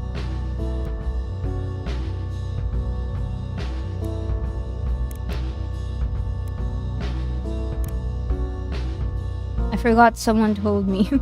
Someone taught you that? Oh my god. He's gone, boss. Thank you, Bonsai. We're not going to have that word on stream. No, Ahmed, don't look it up, please! There's nothing like that in this game, by the way. Even though this game is recommended for 16 plus, there is nothing like that in this game. There's just at most, Alright, we didn't go through the content warnings! There's at most suggestive themes. But if you'd like to look into content warnings, it is also written in the description of the video. If you guys would want to check if there's anything that might be not to your taste, you guys can look at the description for that and decide if you still want to keep watching. Mori, you fool! Blame Mori for what I've said. Why? Remember the Cloud mini comic I promised a month ago? I may have not finished it. That's fine, Elle. Please, take your time. There were no content warnings. Yes. Leave me alone! Can we go back to looking at what Raul did? Raul's mouth twitches into a little smile that he's quick to hide.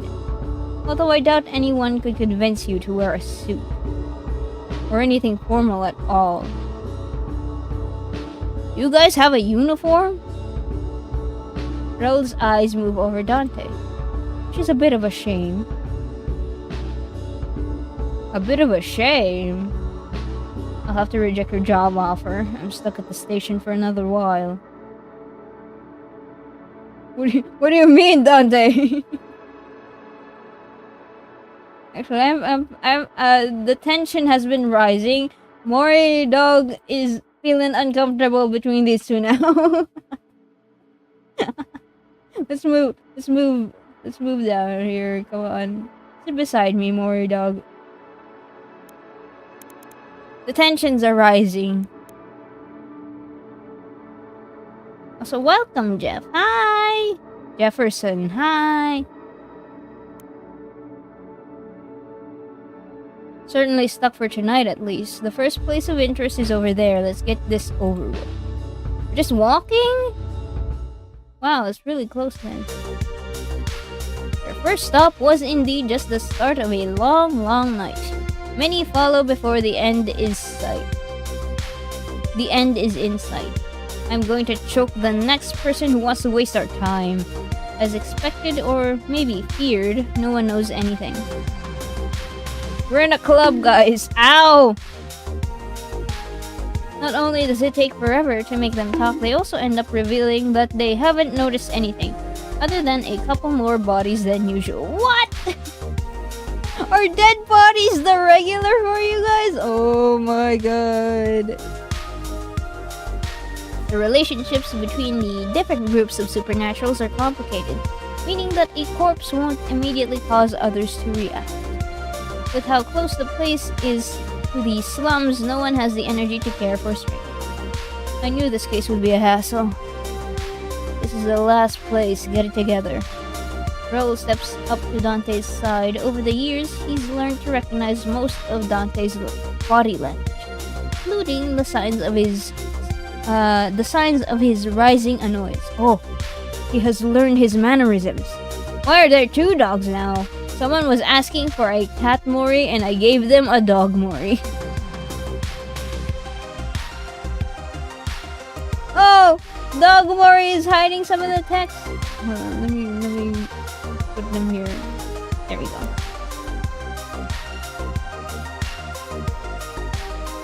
Another thing that Dante would never say out loud is that Raul helps. The way he riles Dante up is completely different somehow. It doesn't make him want to tear out anyone's throat. That's a good pair. But as much as his presence is a comforting one, it can't undo the strain on Dante's nerves. It's tempting to mix in with the crowd. There's alcohol here and loud music. People who want your company for a night, who couldn't care less who you are. Even those with good senses would have trouble locating anyone in here. let alone Raoul. If Dante walks off, he'd be rid of him. In this case, within a minute. Just a break. A break, just for tonight. And tomorrow is another day. Maybe another break. Dante. Raoul grabs Dante's wrist. It's a light hold.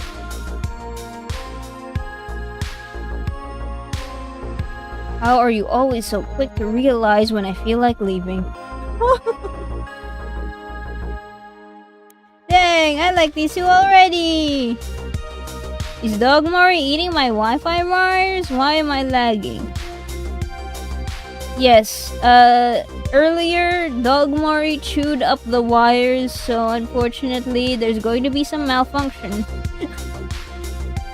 There's going to be a malfunction with your internet. I'm sorry.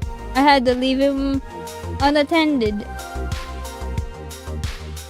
Why is everyone saying 1?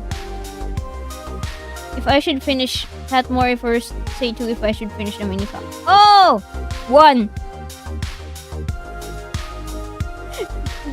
Chat is already voluntarily depriving themselves of Cloud Mint fan art, so I'm going to go with the crowd and say, yeah, go finish Cat Mori instead of the Cloud Mint mini comic.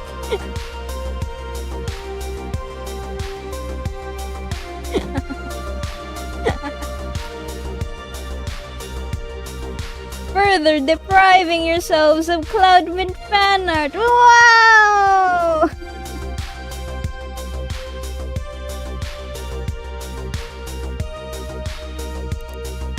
But also, can we look at this line? I'm foodroing out, guys. I could just shake him off. No way, bro. Try it. Now why we're leaving? Come on. Dante, suck it up. Stay. Could, but won't. It'd be easy prey for anyone in here. Yeah, you're going to leave him alone in this dangerous supernaturals club? Rose stands out. He's human. He's wearing clothes that don't belong here, and he's handsome. Why'd you have to add that? Dante. Without anyone at his side, he might just get swept away. If the wrong person, and there are too many of those, gets their hands on him, he'd never be seen again. Dante would be a pretty shitty bodyguard if he let that happen, not to mention an even shittier policeman. Though he cares less about that. I'm not going to put him into danger. Dante leans back a bit and Rose's grip immediately lessens. Yeah, I know what we're here for. Dante turns away from the crowd. Rose sighs quietly, as exhausted as Dante feels. We'll be out of here sooner if you resist vanishing into the crowd for 2 minutes. You think I'd have left for only 2 minutes? Do you think you could have left for longer, knowing that I'd be wandering around the club alone? No. Because Dante is still somewhat convinced that Raoul is severely underestimating the danger of supernaturals most of the time. Stay, Dante, stay! We're commanding him like a dog! True Fujo at work here. True and real. Truth nuke. Just like Alice, that's what having supernaturals like Orion around you does. Warps your perception. Whatever. Where to? Raoul's professionalism returns instantly. He glances around. I'd say the owner, considering he's conveniently wandering around over there. Catching the owner instead of some random staff member is half a miracle. The first one of its kind for the... Although... Raoul nods toward another corner of the room. That guy might know something too. The little group in the corner isn't hiding. There's small plastic bags being passed around. A dealer, huh? You don't have any evidence that the victim was on something, but the chances aren't low. A dealer's the best bet for tracking any paying customer. Huh. Investigation part of the game. Who do we ask? Then again, the owner of this place would have a wider network. I mean, if we if we ask the dealer, we're cops. You think the dealer would tell you anything? Would tell anything to the cops? No, we're going for the owner. Let's try the owner before he runs away. We could ask any other dealer, but the owner has a much more wider influence, I suppose. And you don't know how well the dealer will take to having two cops question him. Dante walks off in the direction of the club owner, Raoul on his heel. The crowd parts fluidly, closing up again behind them. Dante can't remember the man's name, didn't even recognize him to be honest, but he doesn't need to. Once they're close enough, Raoul switches positions with him, now standing in front. Alfred Chadwick. Oh, it's Alfred Chadwick! Guys, we're going to meet Alfred Chadwick! Are you going to do all Dante's endings and then go to the girl's story? I don't even know how long this demo will be. I just saw in the Kickstarter that there's about more or less, I'd say 30,000 words for this demo, for the entirety of it. And I don't know how long that takes.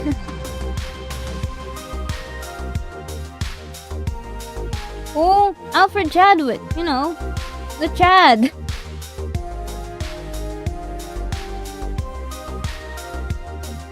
Ah, never mind. Not with that name. Al, if anything, but who's asking? Raoul whips out his badge, making the fixed smile on the man's face freeze. Police. Damn, I don't need your kind around here. Leave or I'll call security.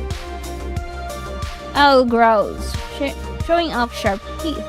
There was no doubt he's a werewolf without even without the gesture. The night has been long already. Seeing the provocative gesture towards his partner, Dante feels his patience thin out even further. With one large step, he's right in front of the guy, face close enough to feel his brow.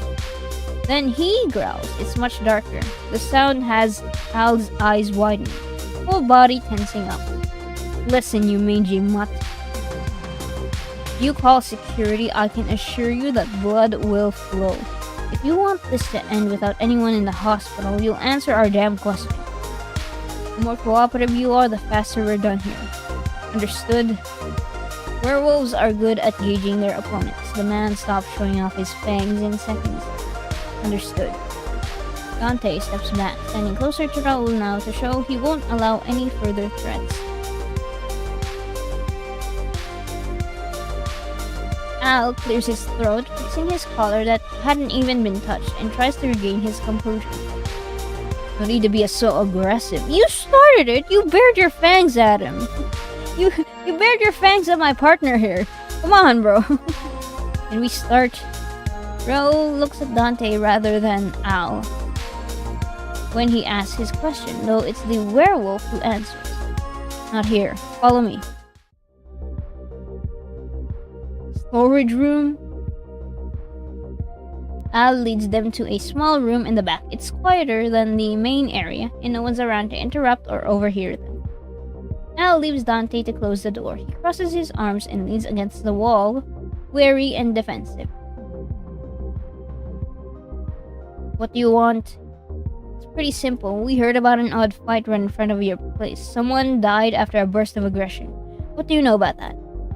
The police are looking into that? Well, it's to my advantage if you do. There's something really freaky going on there. I didn't see it firsthand, but I got the wildest descriptions of what he looked like when he died. Dante can only assume this is what Orion mentioned. I wonder what actually happened. But it's not just that one guy. I've heard of this sort of thing happening more than once. The dead aren't the usual addicts either, but some people who typically avoid drugs. Paying customers. Oh! Some people who typically avoid drugs. Paying customers. If word gets out, I'll really start losing business. Raoul tenses up at the mention of more victims. Not a standalone case of sudden death, it seems. When did it start? How would I know? Not like I go around counting days. But are we talking weeks or months? If I had to guess, weeks definitely. Can't give you an exact time frame, but it's not been that long. How many deaths have you noticed? What kind of question is that? There's always been people acting up and dying one way or another. The slums are close and all that. The exaggerated stories are nothing new either. I can't tell if the investigation is the main focus of the game or the implied BL. Well, they do label it as a romance visual novel, so I guess it's going hand in hand with the investigation. This is tagged the romance visual novel. But I'm really intrigued by the investigation part of it because I love detective stories.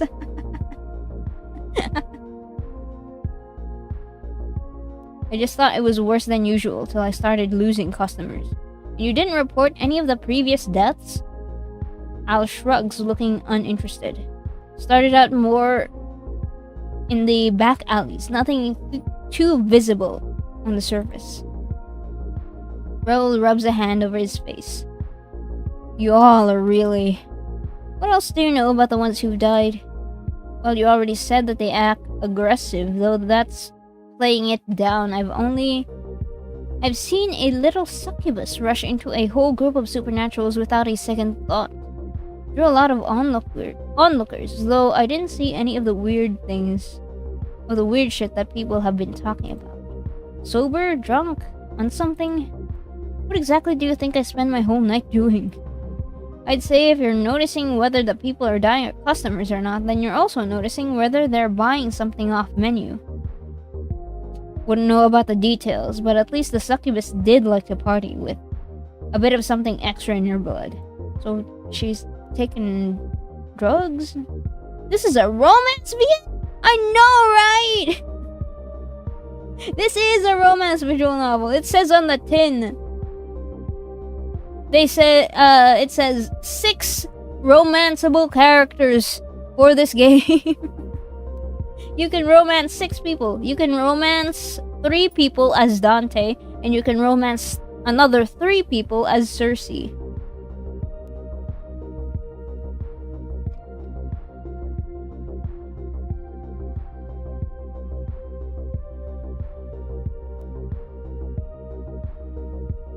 Six, yeah. So, not even the mods knew the genre of the game. They never ask. God damn it. That's crazy. They never ask. But yeah, if you guys want to check out the game yourself, I'm going to shill it again. You can play the demo for free and try it out yourself by typing in chat !midnight, and you will get a link to their Kickstarter as well, and a link to the Steam page and itch.io page. We just moderate the Kickstarter to fund the game into a complete release, and the Steam and itch.io pages to try out the demo for yourself. Yeah. I read through the Kickstarter. It says that they're going to be estimating a 2028 or 2029 release for the full game. Is what they're expecting.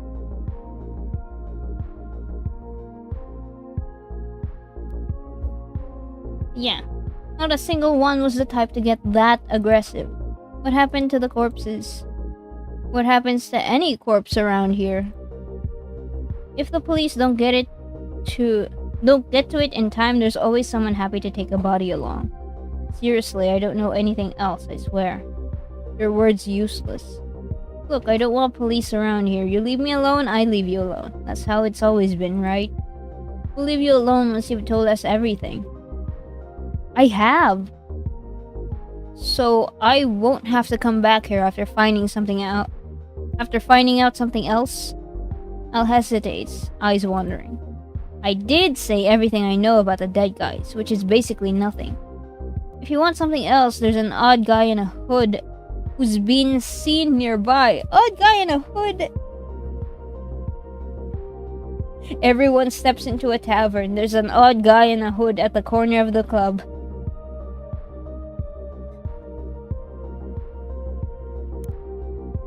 Damn, 2028, 2029, yeah.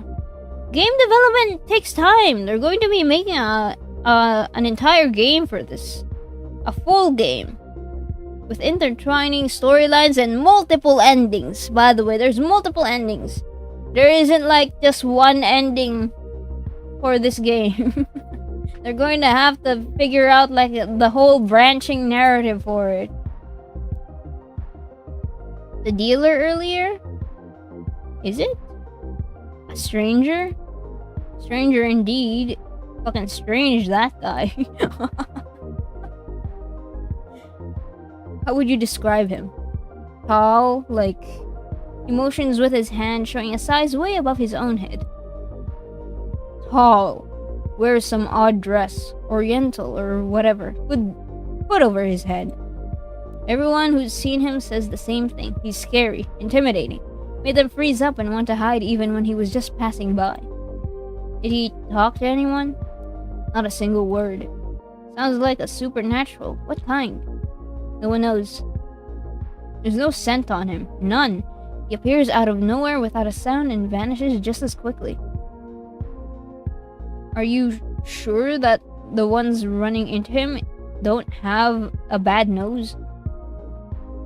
If it was one person, sure, but I've already heard a dozen different people who have seen him. All kinds of supernaturals, too.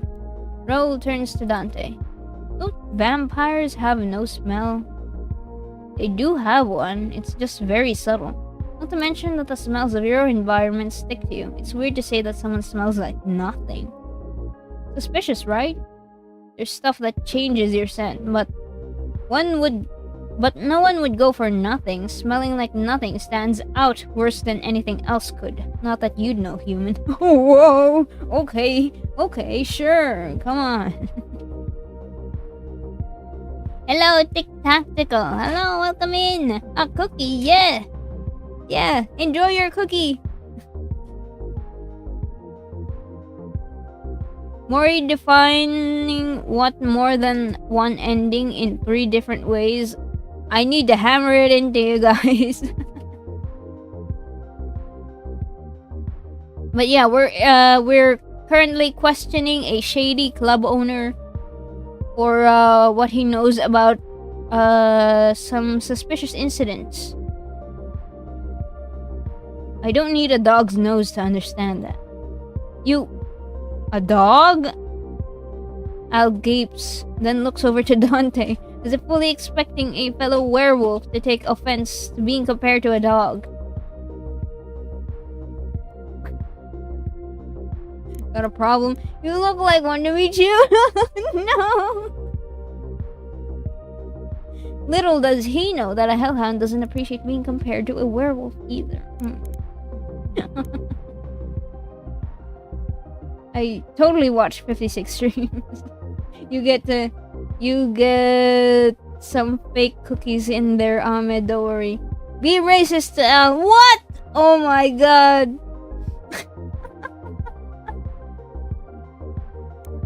Wild. One? Got a problem? You look like one to me too. Don't do racism, bro. True. Got a problem?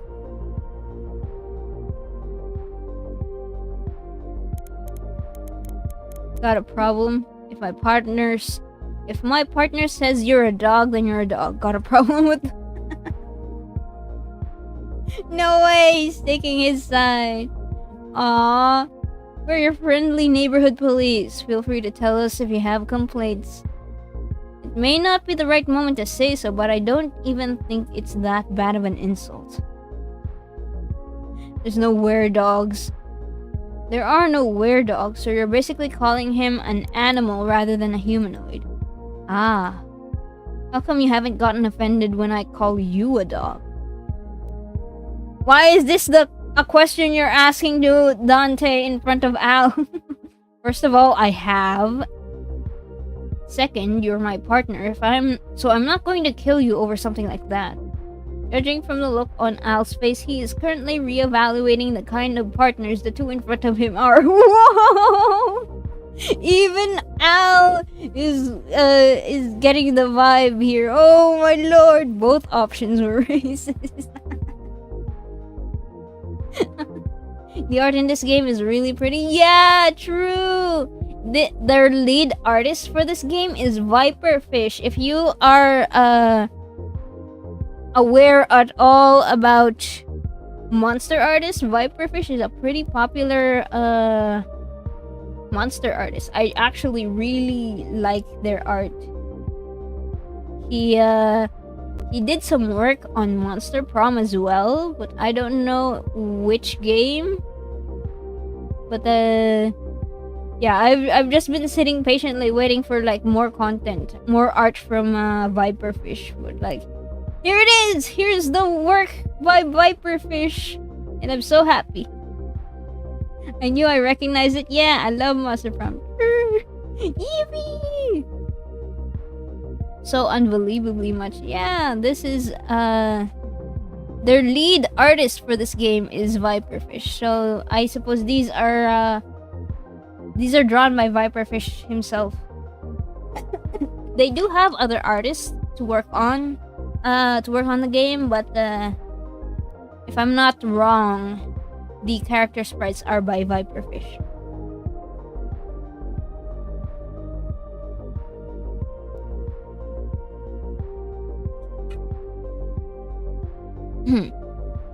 Again, this line. Wait, I'm not really. Okay, Mori dog, time for you to go because you're making me anxious that you're like, covering up words on the screen. Mori dog has to go now. Alright. Judging from the look on Al's face, he is currently reevaluating the kind of partners the two in front of him are.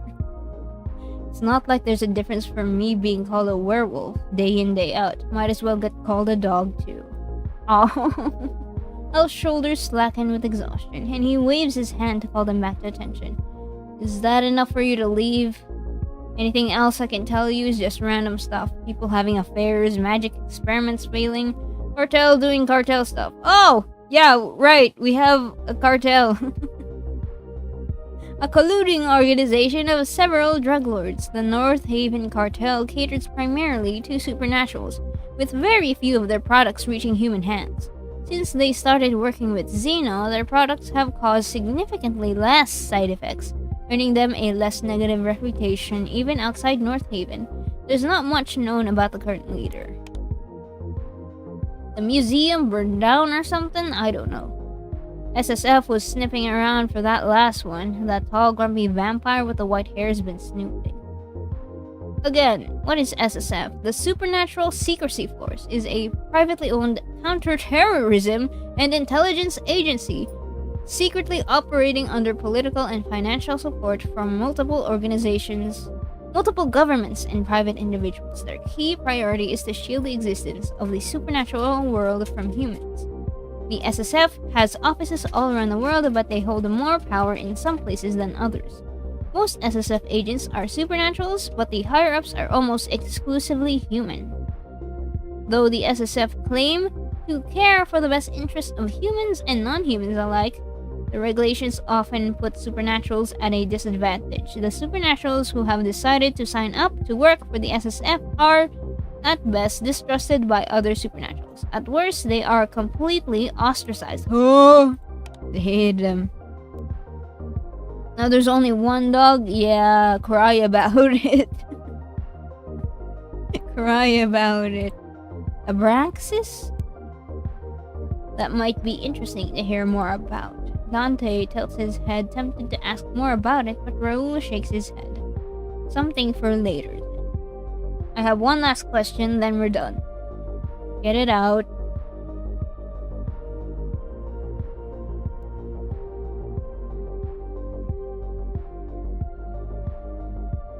I'm crying, we became part of the problem. What do you mean? Or are we left with the bum dog? Oh my god, you guys hate me. You guys hate me. Have you seen Zeno around lately? Huh? That has Al getting defensive again. What are you asking about him for? Suddenly it involves his business, but now he's climbing up. It involves his business, so now he's climbing up, huh? We need to talk to him too. I don't know him. No idea. You don't look like you don't know him. Dante interrupts Raoul with a shake of his head. He's not gonna say anything if you ask him like that. We're not out to get him or mess with your sales. We just want to talk to him, then we'll leave him be. Sounds like bullshit to me. You're cops. Even cops have given up on catching him. We just want to ask him about any new drugs on the market. You say that, but fine. I do know where he is. Hard not to around here. But I wouldn't know where he is. I do know who he is. I wouldn't know where he is. He's here and there, wherever he pleases. A small fry like me couldn't keep an eye on him. Can't help you. That's very much in line with how Zeno behaves. Both Dante and Raoul know that. Alright, thank you for your help. Are you leaving now? Yes. Finally, let me escort you out. This is the most motivated Al has been this entire conversation. Dante and Raoul get escorted out, but the way the door slams shut behind them makes it clear they're not welcome back. Goddamn. This is Loki, a divine YouTube recommended poll to get at 10 a.m. on a rainy day. I don't know if I'll ever watch any of your other streams, but thank you. What? Why? Divine poll at 10 a.m. Alright. I hope we're going to have some breakfast with this.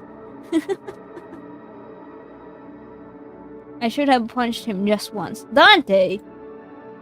Wouldn't have helped. I mean, for the fun of it. It's worrying that there are many more victims than we expected. Orion was right to think that something is wrong. Well, we've checked all the clubs and any other places in the area that makes sense, but since we haven't encountered anyone unusually aggressive or dead, we can't do anything else for the moment. I hate live streams. I am having breakfast. I am having my leftovers from last night. Hashtag stale fries and cold burgers. Oh my god. Did you not heat it up? Oh my lord. What kind of breakfast is that? That sounds terrible.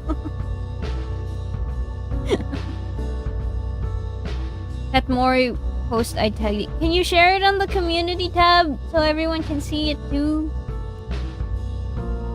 Sad breakfast. True.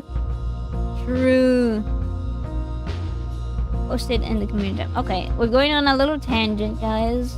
Let's check out the cat Mori that L sent us.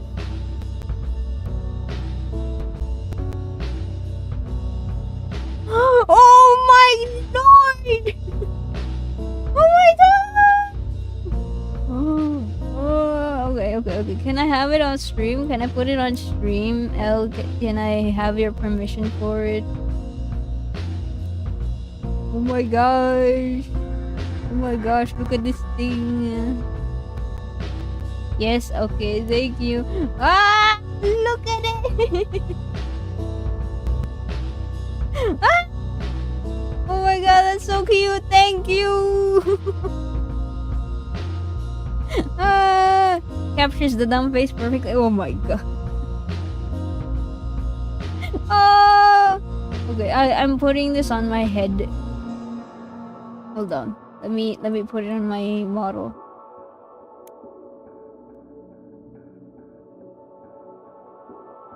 This was worth the tangent. Whoa!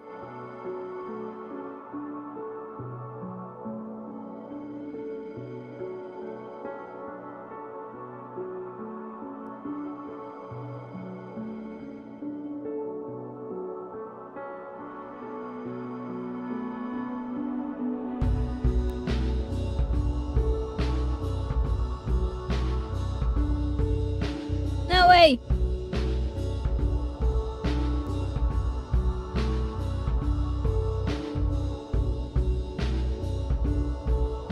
There we go.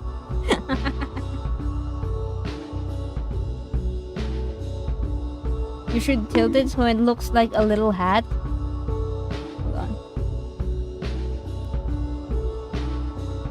Oh my god, my no! Oh. Wait, no, it's clipped. Ah! Wait, how do I? Ah, I can't move it.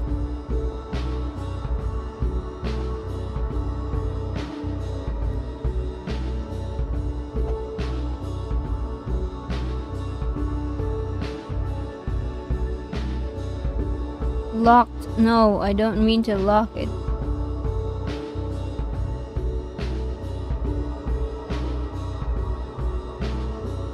My mouse has been kind of broken recently, so okay, there it is.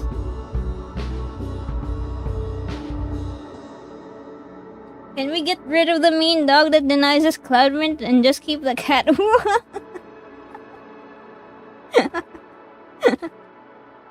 I like the dog. You guys need to hop off. It's fine. This is always the slander I get whenever I stream. Forever a part of you. Alright, we have Cat Mori here. And then maybe I'll just make Dog Mori a little smaller.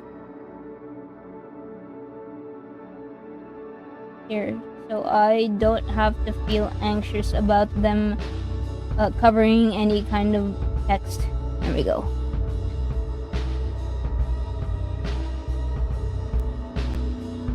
The cat accepts cloud mint.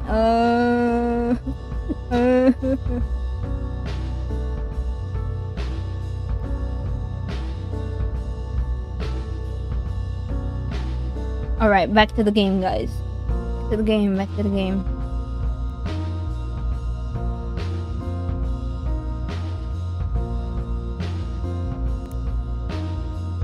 I'd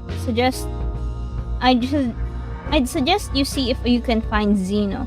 He's not going to reveal himself if I'm with you, so meet me at the Golden Cat when you're done. I won't try for very long. Better than nothing. In the meantime, I'll inform some people about the stranger, just in case he's involved in all of this. See you later. Raoul doesn't wait for Dante to start complaining, leaving before he can get a single word in. How the fuck am I supposed to find that guy? Dante shoves his hands into his pockets, walking down the street. Yeah, well, he can't be traced. How am I gonna find this guy? His best chance of running into Zeno is doing exactly that, just walking around, waiting for Zeno to show himself. If he's not asleep, who knows where? He's working at his lab, that's also who knows where. If he's not working, he's relaxing on some rooftop.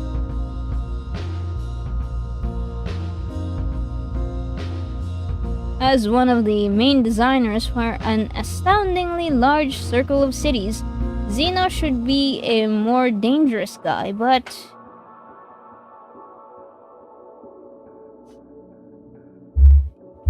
even the police aren't after him anymore. There's been so many attempts to capture and keep him, but he always slips out. We've got an escapist. Is there any way to get a full ref of your character? I want to draw fan art as a thank you for getting me through this 10 a.m. Thank you. Let's see. Do I have it posted? You guys, do I have the ref sheet posted? I don't have a ref sheet for this current outfit, but I do have one for my original. I'll just show you my entire outfit, I guess. Let me zoom out for you. Here. I don't have legs! I'm sorry. Here, there. Take a screenshot. I don't have legs. No! You have the ref sheet in Discord, I think. Yes. That's for my original outfit. This is my comfy outfit. I don't have a ref sheet for my comfy outfit. Okay, screenshot taken. Alright. Here we go. Back.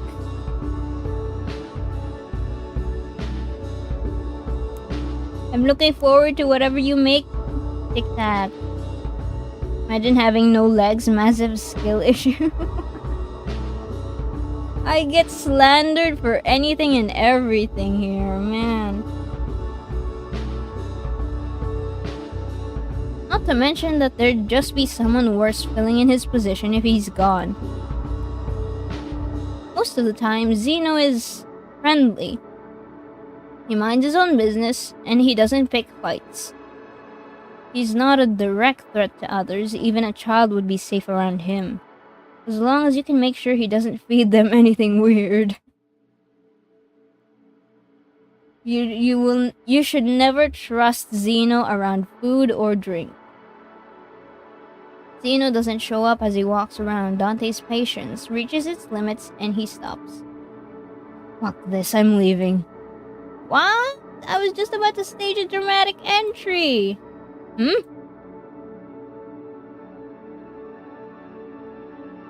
I've almost got the timing figured out and now you've ruined all my work. Zeno! There you are.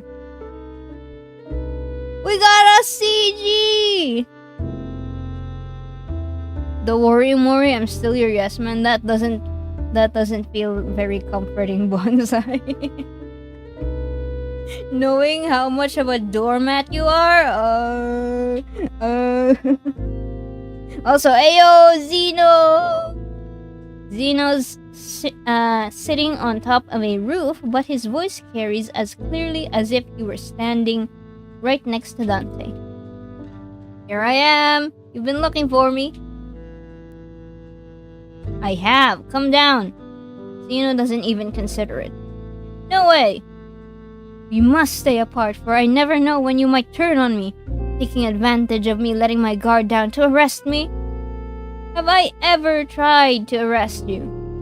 This whole time we've known each other. No.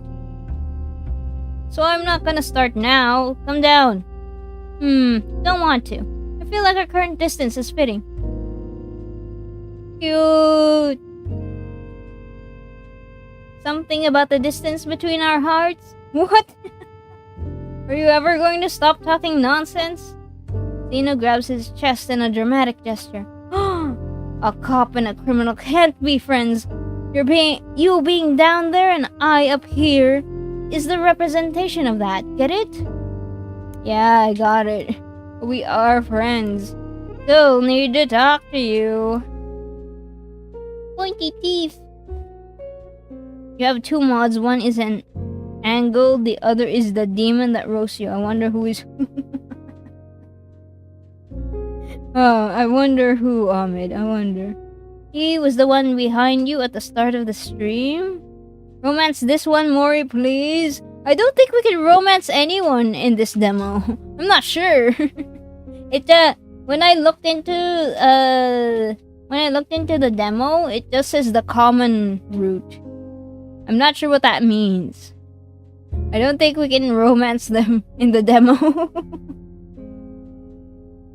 Zeno looks fine. Alright, okay. He's the real cat in the stream? Wow. Still need to talk to you. Ignore that for a minute. I have to talk to you. I understand. That's why we're talking. Face to face. We are! From far away. Is there any good reason to talk like this? You're a cop and I'm a good reason. I think that's a good reason. You're wasting magic just so we can talk.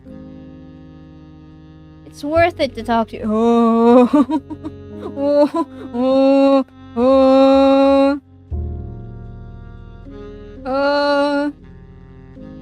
It's worth it to talk to you. I want to hit him so much. Dante. But even if Zeno was in front of him, he shouldn't do that. All other reasons aside, Zeno isn't exactly. All other reasons aside, Zeno isn't exactly sturdy. It would have to be more of an affectionate pet. He's a twig. A fragile branch who could snap in the breeze. What kind of stupid thing do I have to say to lure him down? Even if we have to be apart, we should work on overcoming the obstacles and... Okay, no, enough! Zeno! Yes! Get your ass down here or I'm coming up! Zeno claps his hands together. A small, colorful dust cloud appears, likely remnants of whatever he last worked on. You'd come all the way up just to have a chat with me. We're like Sherlock and Lupin. The true freedom lies in breaking the chains of societal expectations. We are two people who can't be together, can't be apart. We don't care what the world thinks. What the fuck are you saying? What the fuck are you saying? I need a damn beer. If you make me climb up to you, I'm going to break one of your bones for every second you've wasted. Up on the roof, Zeno cocks his head. You're so serious today. He gets up and steps off the edge without a second thought. What? No, is he pulling a Spider-Man move? No way.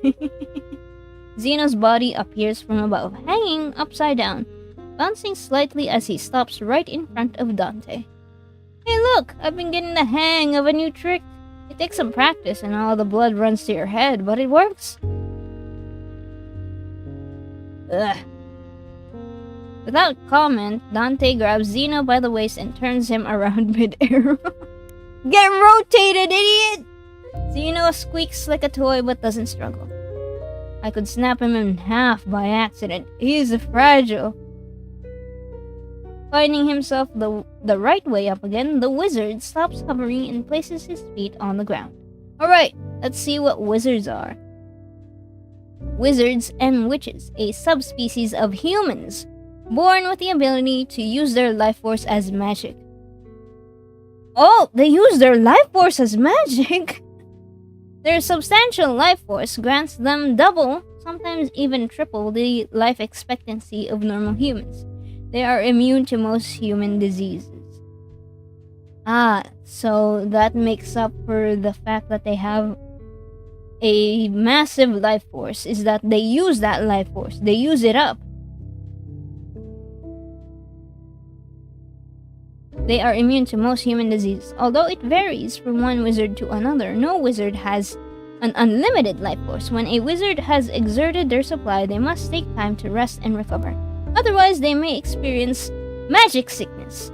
Magic sickness is curable in the early stages, but if the wizard continues to ignore the warning signs, they risk never being able to use magic again. In the absolute worst cases, this can even lead to death. Yeah, there it is. That's the caveat. Throughout history, wizards have formed several societies, ranging from smaller covens to larger communities. I cannot speak anymore. My nose is closing up. I think I need to break from talking. This is really cool lore, actually. Yeah. What's a cookie? What's a candy star? A cookie is basically your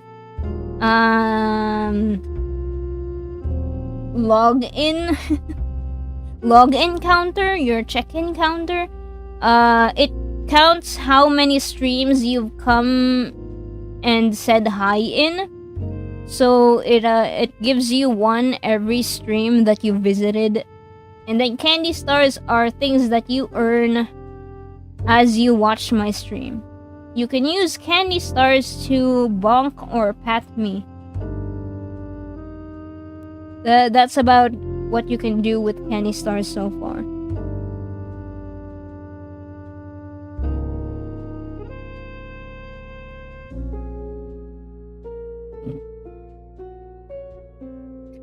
I'm going to take a little break from talking because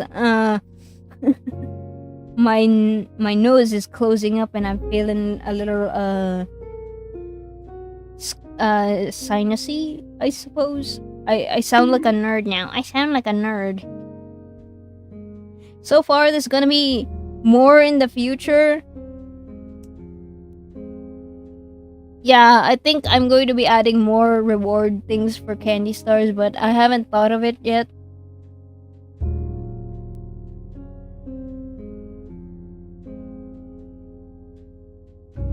I get it. I hate when that happens. Yeah, this happens whenever I talk too much for extended periods of time. Like when reading stuff. I've been at this for 2 hours, guys. Let me drink a water.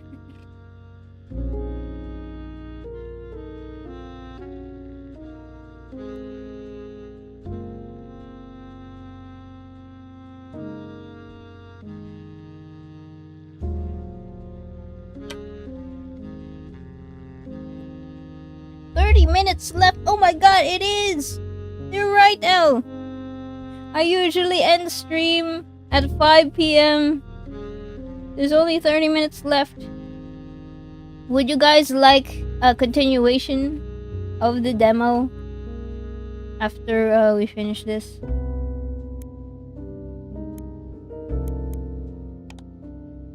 We are just meeting Zeno for now. We have bonded with Raul now, and it's time for Zeno's turn, and then there's just one more left. I don't remember what his name is, but there's one other character that you can romance as Dante. So maybe we stop halfway through Zeno's thing and then we continue on another stream at 5 p.m. I'm ending at 5 p.m. I say end stream now. Not only is it close to the end, but your sinuses are tweaking some. 100% we continue on another stream. Yeah, let's just see how the dynamic between Dante and Zeno are like, and then I can stop for now after we learn a little bit more about Zeno.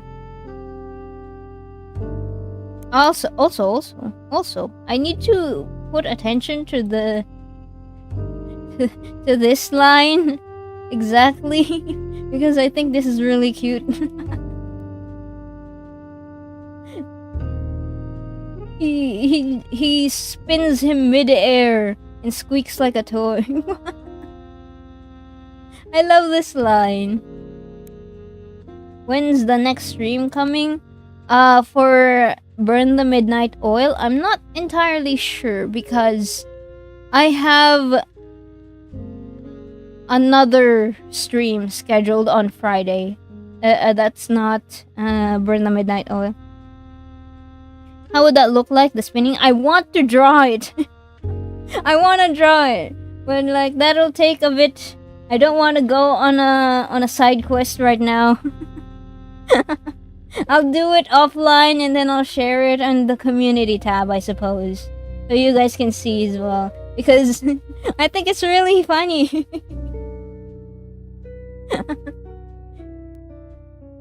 More can you add? You are addicted! Ahmed! In this house, we say no to gambling, okay?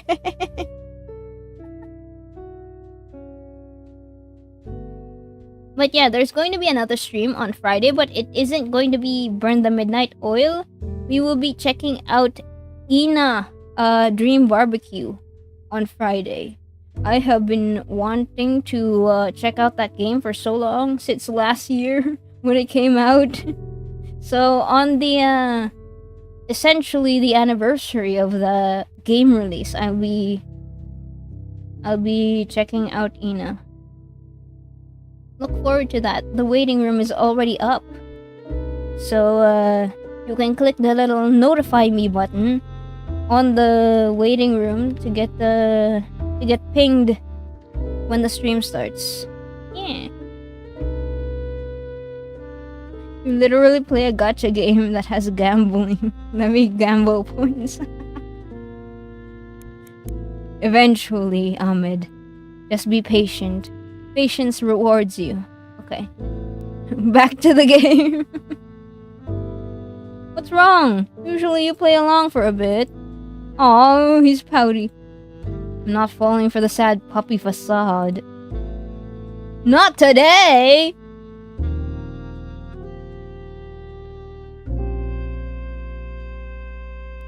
Not twice today, when Alice already got me earlier. I'm still working. I have to talk to you. No time for games. No time or energy. Zeno circles Dante once and makes a doubtful sound. You look more like you have too much energy. You could use some calming down. Want something? I've got some stuff with me. Not right now. Are you saying you take something? Dante? Are you saying you're taking something? Not right now. Alright, but if you change your mind, I've got a personal stash. I'll give you only the best. Just give me just a shout in the street or something? I'll find you. Probably. Alright, Zeno. If Mori wasn't a bum, we could have these new commands. Come on, guys. I'm working on my comic as well. Do you want me to work on the commands or the comic? Pick your poison. I'll find you, probably. Sit on the rooftop and howl. You're a werewolf, aren't you? I'm sure you howl very nicely.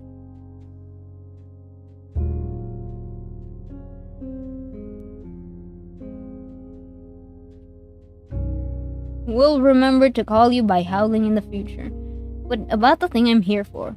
I'm all ears. Actually, I'm working on a spell that gives you a flying ear. Not an actual ear, I think. But you can make it fly around and you can hear what it hears. It's failing so far, but it's going to be fun. Zeno, concentrate. I suppose. Bonsai, you're the expert here. Does he have it? Bonsai, you're the one diagnosed here. Does he have it? Unfortunately, I have to go. Bye. Alright, Tic Tac. Thanks for hanging out. You can use Streamlabs to add gamble.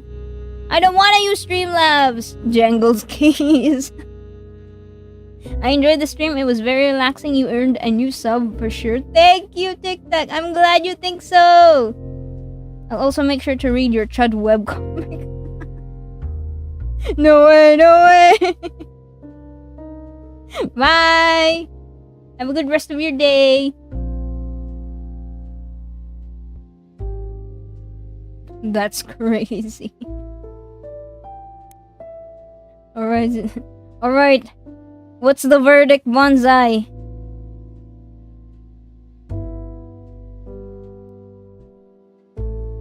Jangles keys, is it true? Is it true? He went off on a tangent. That's just like me for real. Concentrating. Listening. Do you know anything about a new substance that makes people abnormally aggressive? The majority of drugs in the area, at least for the supernatural, were created by Zeno. Other creators have little space to compete, and those that do are carefully selected and only make specific products. Hard to say yet, to be honest. Alright. The cartel controls the whole system to its own benefit. Fewer issues, more happy customers. Zeno's expression turns blank.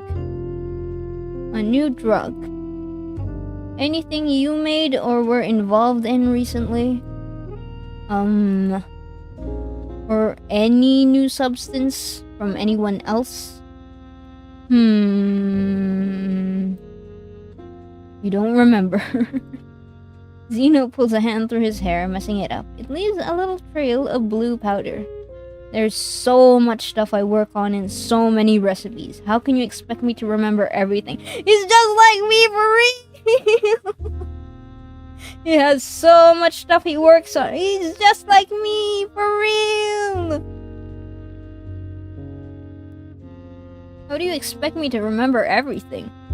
Customer confidentiality or something like that. I don't remember who came to me for what. The signs are very promising. You're so great at confidentiality that you forget their name before they're even out the door. Wait, he's just like me for real! He's just like me for real! I forget names all too often. I much better remember names than I remember faces better than names. Exactly, you get me. Do you remember my name? Dante. I'm honored.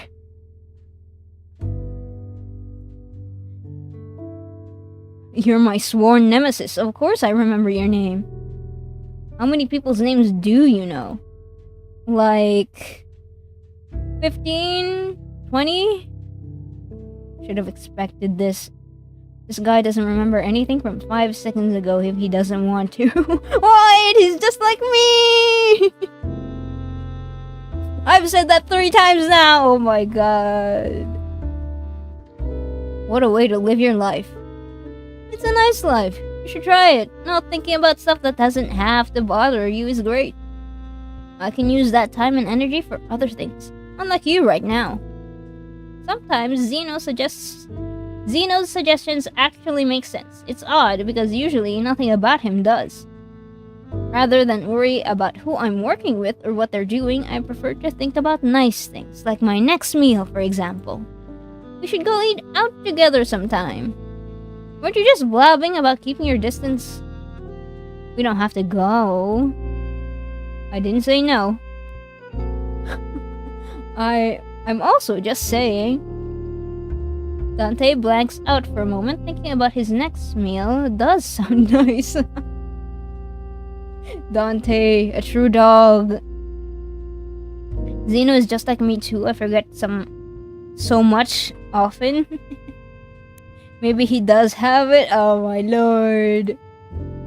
Stop distracting me. Still have questions. Oh, distractions. He's just like me.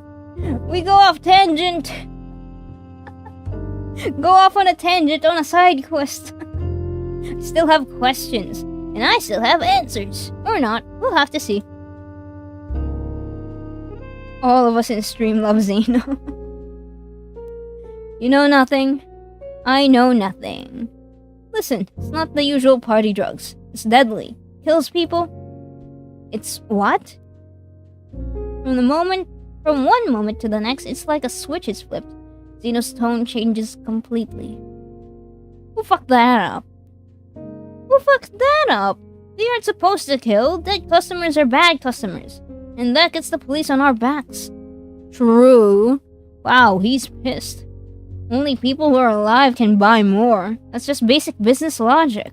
Work my ass off to make sure my stuff doesn't have bad side effects, and here comes some brainless designer messing it all up. Really? They're going to tarnish my name. Do you even care about your reputation? No, but this is a matter of principle. What principle? Zeno awkwardly waves his hand. Something. I don't like my work being screwed up, that's all. You're sure it's not someone selectively killing people? I'm not sure about anything. Our only guess so far is that everyone affected is taking the same thing. What a pain. Zeno lifts his hand, biting on the knuckle of his index finger. Don't bite your finger. You're gonna be in danger. Are we gonna nag him? Or are we going to ask if he's going to be safe? What do you think, chat? Can we pet cat Mori and bonk dog Mori? No, you can't. You can't. It's either you bonk both or you pet both. Nag him? Oh my lord. What do we say? What do we say?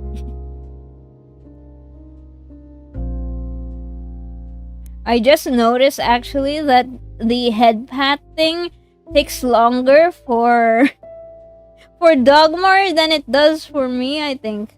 Wait, no. I'm wrong, apparently.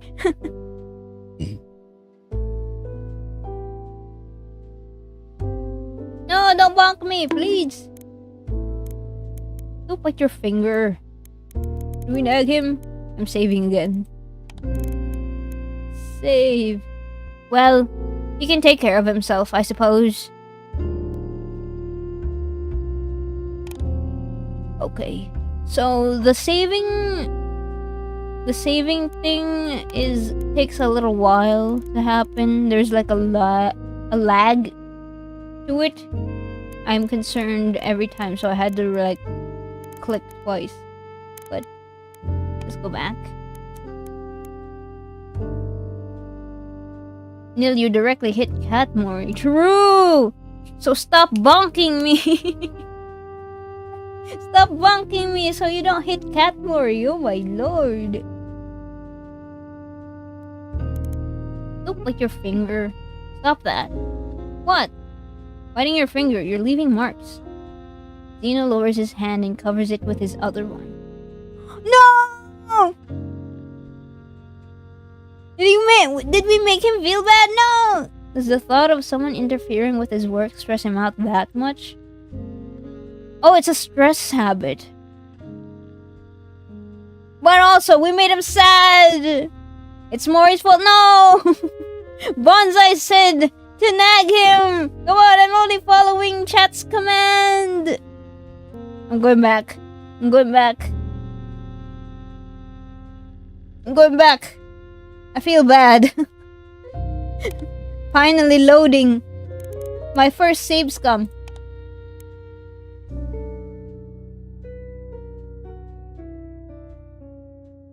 The saving process and loading process takes a bit, I suppose. That's not the intended outcome. We're gonna be in danger? I don't want him to feel bad! Is this going to get you into trouble with the cartel? Doubt it, my customers trust me. But depending on who is doing stuff and what exactly they're doing, the situation might escalate. And if it escalates, I'll lose my peace. I like my peace. We're working on avoiding that outcome. Thanks. Alright, this is the better outcome! This is the better choice! Zeno's smile returns. He turns on his heel and walks off a few steps, waving at Dante. Well, it doesn't matter what it is. You're going to find out who's messing with my customers, right? I have no choice. Then I'll do the same. I'm sure we can fix the problem together. Dante, see you again soon. Next time, let's have something to show for this case. And he's off! Zeno does a little hop that lands him in mid-air again, quickly taking him up to another roof where he vanishes out of sight. You say that, but you're not gonna remember, are you? Can't tell if he's a genius or an idiot.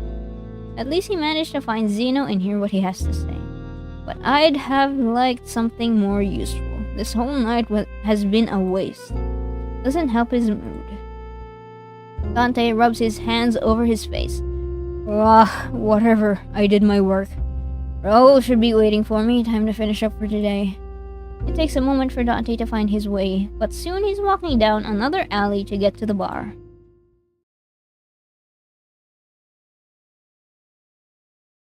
With the night ending, people are starting to return home if they have one. What if I make all of Clover Cafe characters become cats? I already did that! In a Q&A! Ahmed, you should really read my webcomic. What kind of mod doesn't read my webcomic? There are already cat versions of Cloud, Mint, and Maple. I drew them in a Q&A segment, Q&A special episode on Webtoon. But also, Rayleigh is not a cat. Rayleigh is a dog. Yeah. I still have to figure out a way to really hammer that in for the readers because there hasn't been actual like explicit indication that Rayleigh is dog.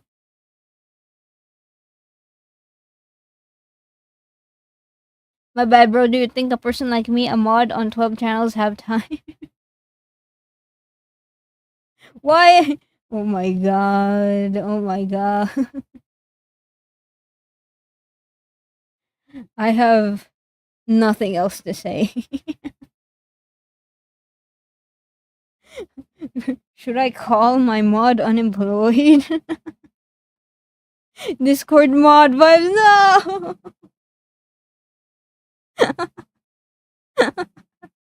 Oh, what the heck? True! Discord mod vibes, true! You're not wrong, to be honest. Bonsai, not you too!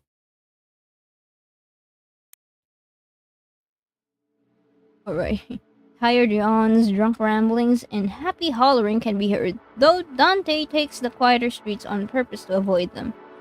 It always helps, but only so much. Even the back alleys have other people in them.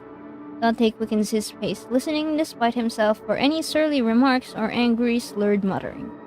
He'd never been the type to ignore rowdy drunks. They didn't ignore him either, which has been a blessing at least until Orion caught on. It wasn't really losing control if some idiot on the street swung at him first. The fights were an easy way to burn off his restlessness, but when he'd first started working as a cop, Orion had hardly left his side at night. He used to drag Dante away from the busier streets, repeating over and over, like a broken record, a very annoying one, for Dante to just ignore them. And he's right, drunks don't make for challenging fights anyway. They're a waste of his time. He's good at it by now, ignoring them, not jumping at every chance. That doesn't mean he doesn't want a fight. Damn vampire. I should see if he'll fight me again soon. Orion is not one to be underestimated as an enemy, which is why Dante has been trying to rile him up since day one. He'd only managed to bait him once by bringing up Alice. Dante hadn't liked what happened after that, but the end result was positive. Orion had agreed he needed an outlet, so they'd started sparring here and there. Not half as often as Dante would like, but better than nothing. Going insane. Everything tonight is just messing with me on purpose. Fucking work. Fucking case no one cares about except for Orion and some higher-ups I've never even seen before. It's right when he has that thought that someone stumbles into Dante's path. Watch where you're walking. Dante flares up. The alcohol stench coming off the man is so bad that it itches in his nose. No, not the nose itches! The man jolts, swaying from left to right. He's muttering something under his breath, but as he raises his head, the murmur quickly grows louder. It's incomprehensible nonsense, half syllables that are connected in no particular order. More sounds than words. They tumble over each other as the man's face distorts, veins bulging out and eyes wide open. No, not another one! He screams, a bestial cry, as he raises a fist, swinging it towards Dante wildly. Bastard, you're picking a fight? Right now? Dante tries not to focus on the delight buried under the anger of his words. He catches the fist. It's surprisingly heavy for a man with such a thin build, and throws a punch right back. It connects hard enough that he can hear a crack. Oh. He expects the man to either back off, surprised by the resistance, or just keep swinging.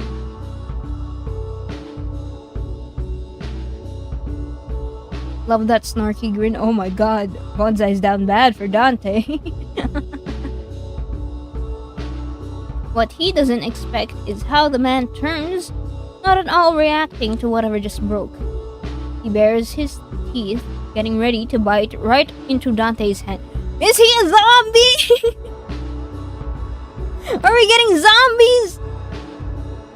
Dante pulls back his right hand, using the other to grab the man by the hair and swing him right against the wall.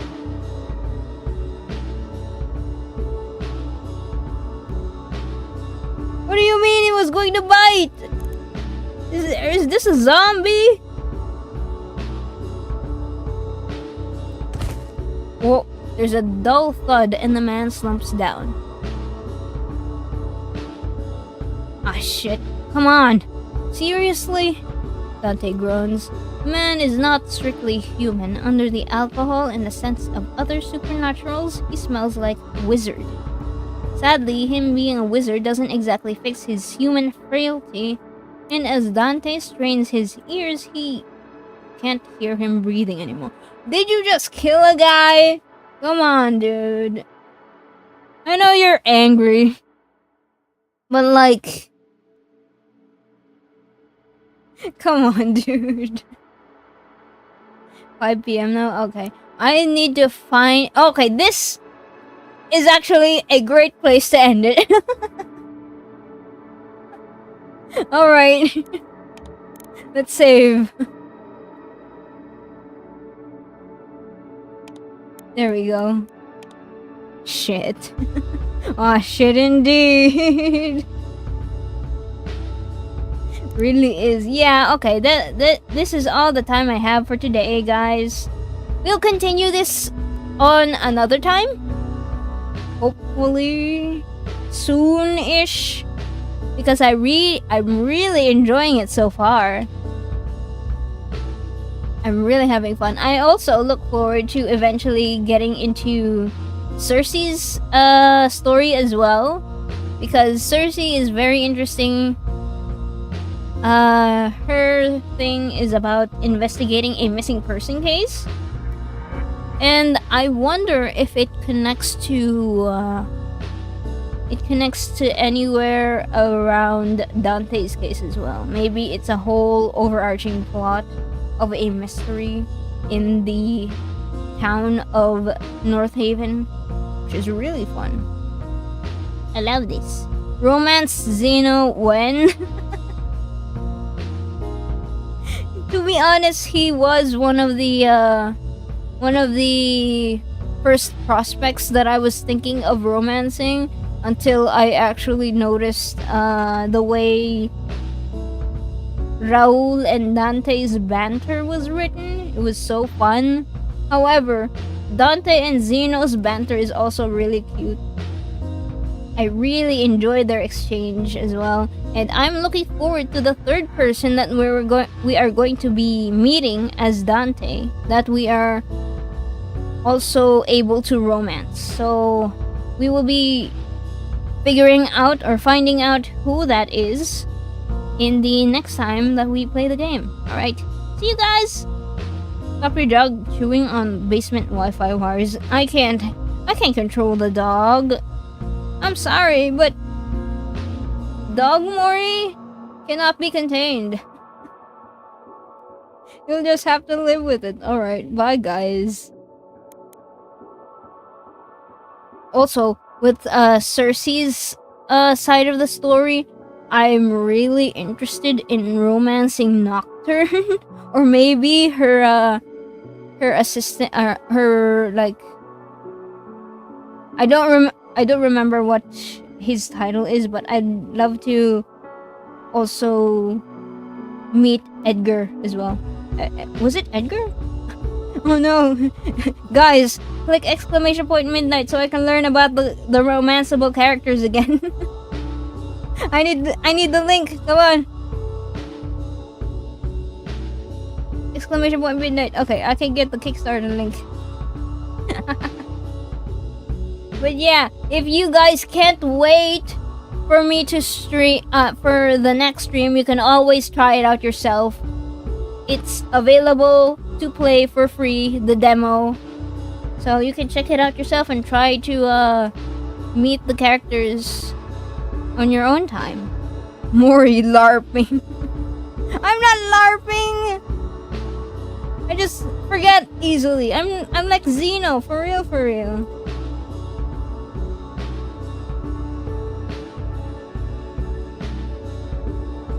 Ah, yes. Cersei's sidekick. That's the word. Edgar. When we have the time to check out Cersei's story, we are going to be meeting Edgar and Nocturne and previously mentioned Abraxas. We can actually romance Abraxas as Cersei. We can't romance him as Dante, unfortunately. So, alright. Mori Larpin, but Xeno's a baddie, you ain't. I'd let it What the hell? What the hell? Alright. Did you forget the challenge I told you before, Nil? I challenge you to not simp for anyone during this stream, and you failed! You failed! Wow, it's the end of the stream. Yeah, it's the end of the stream. We're just doing our wrap up.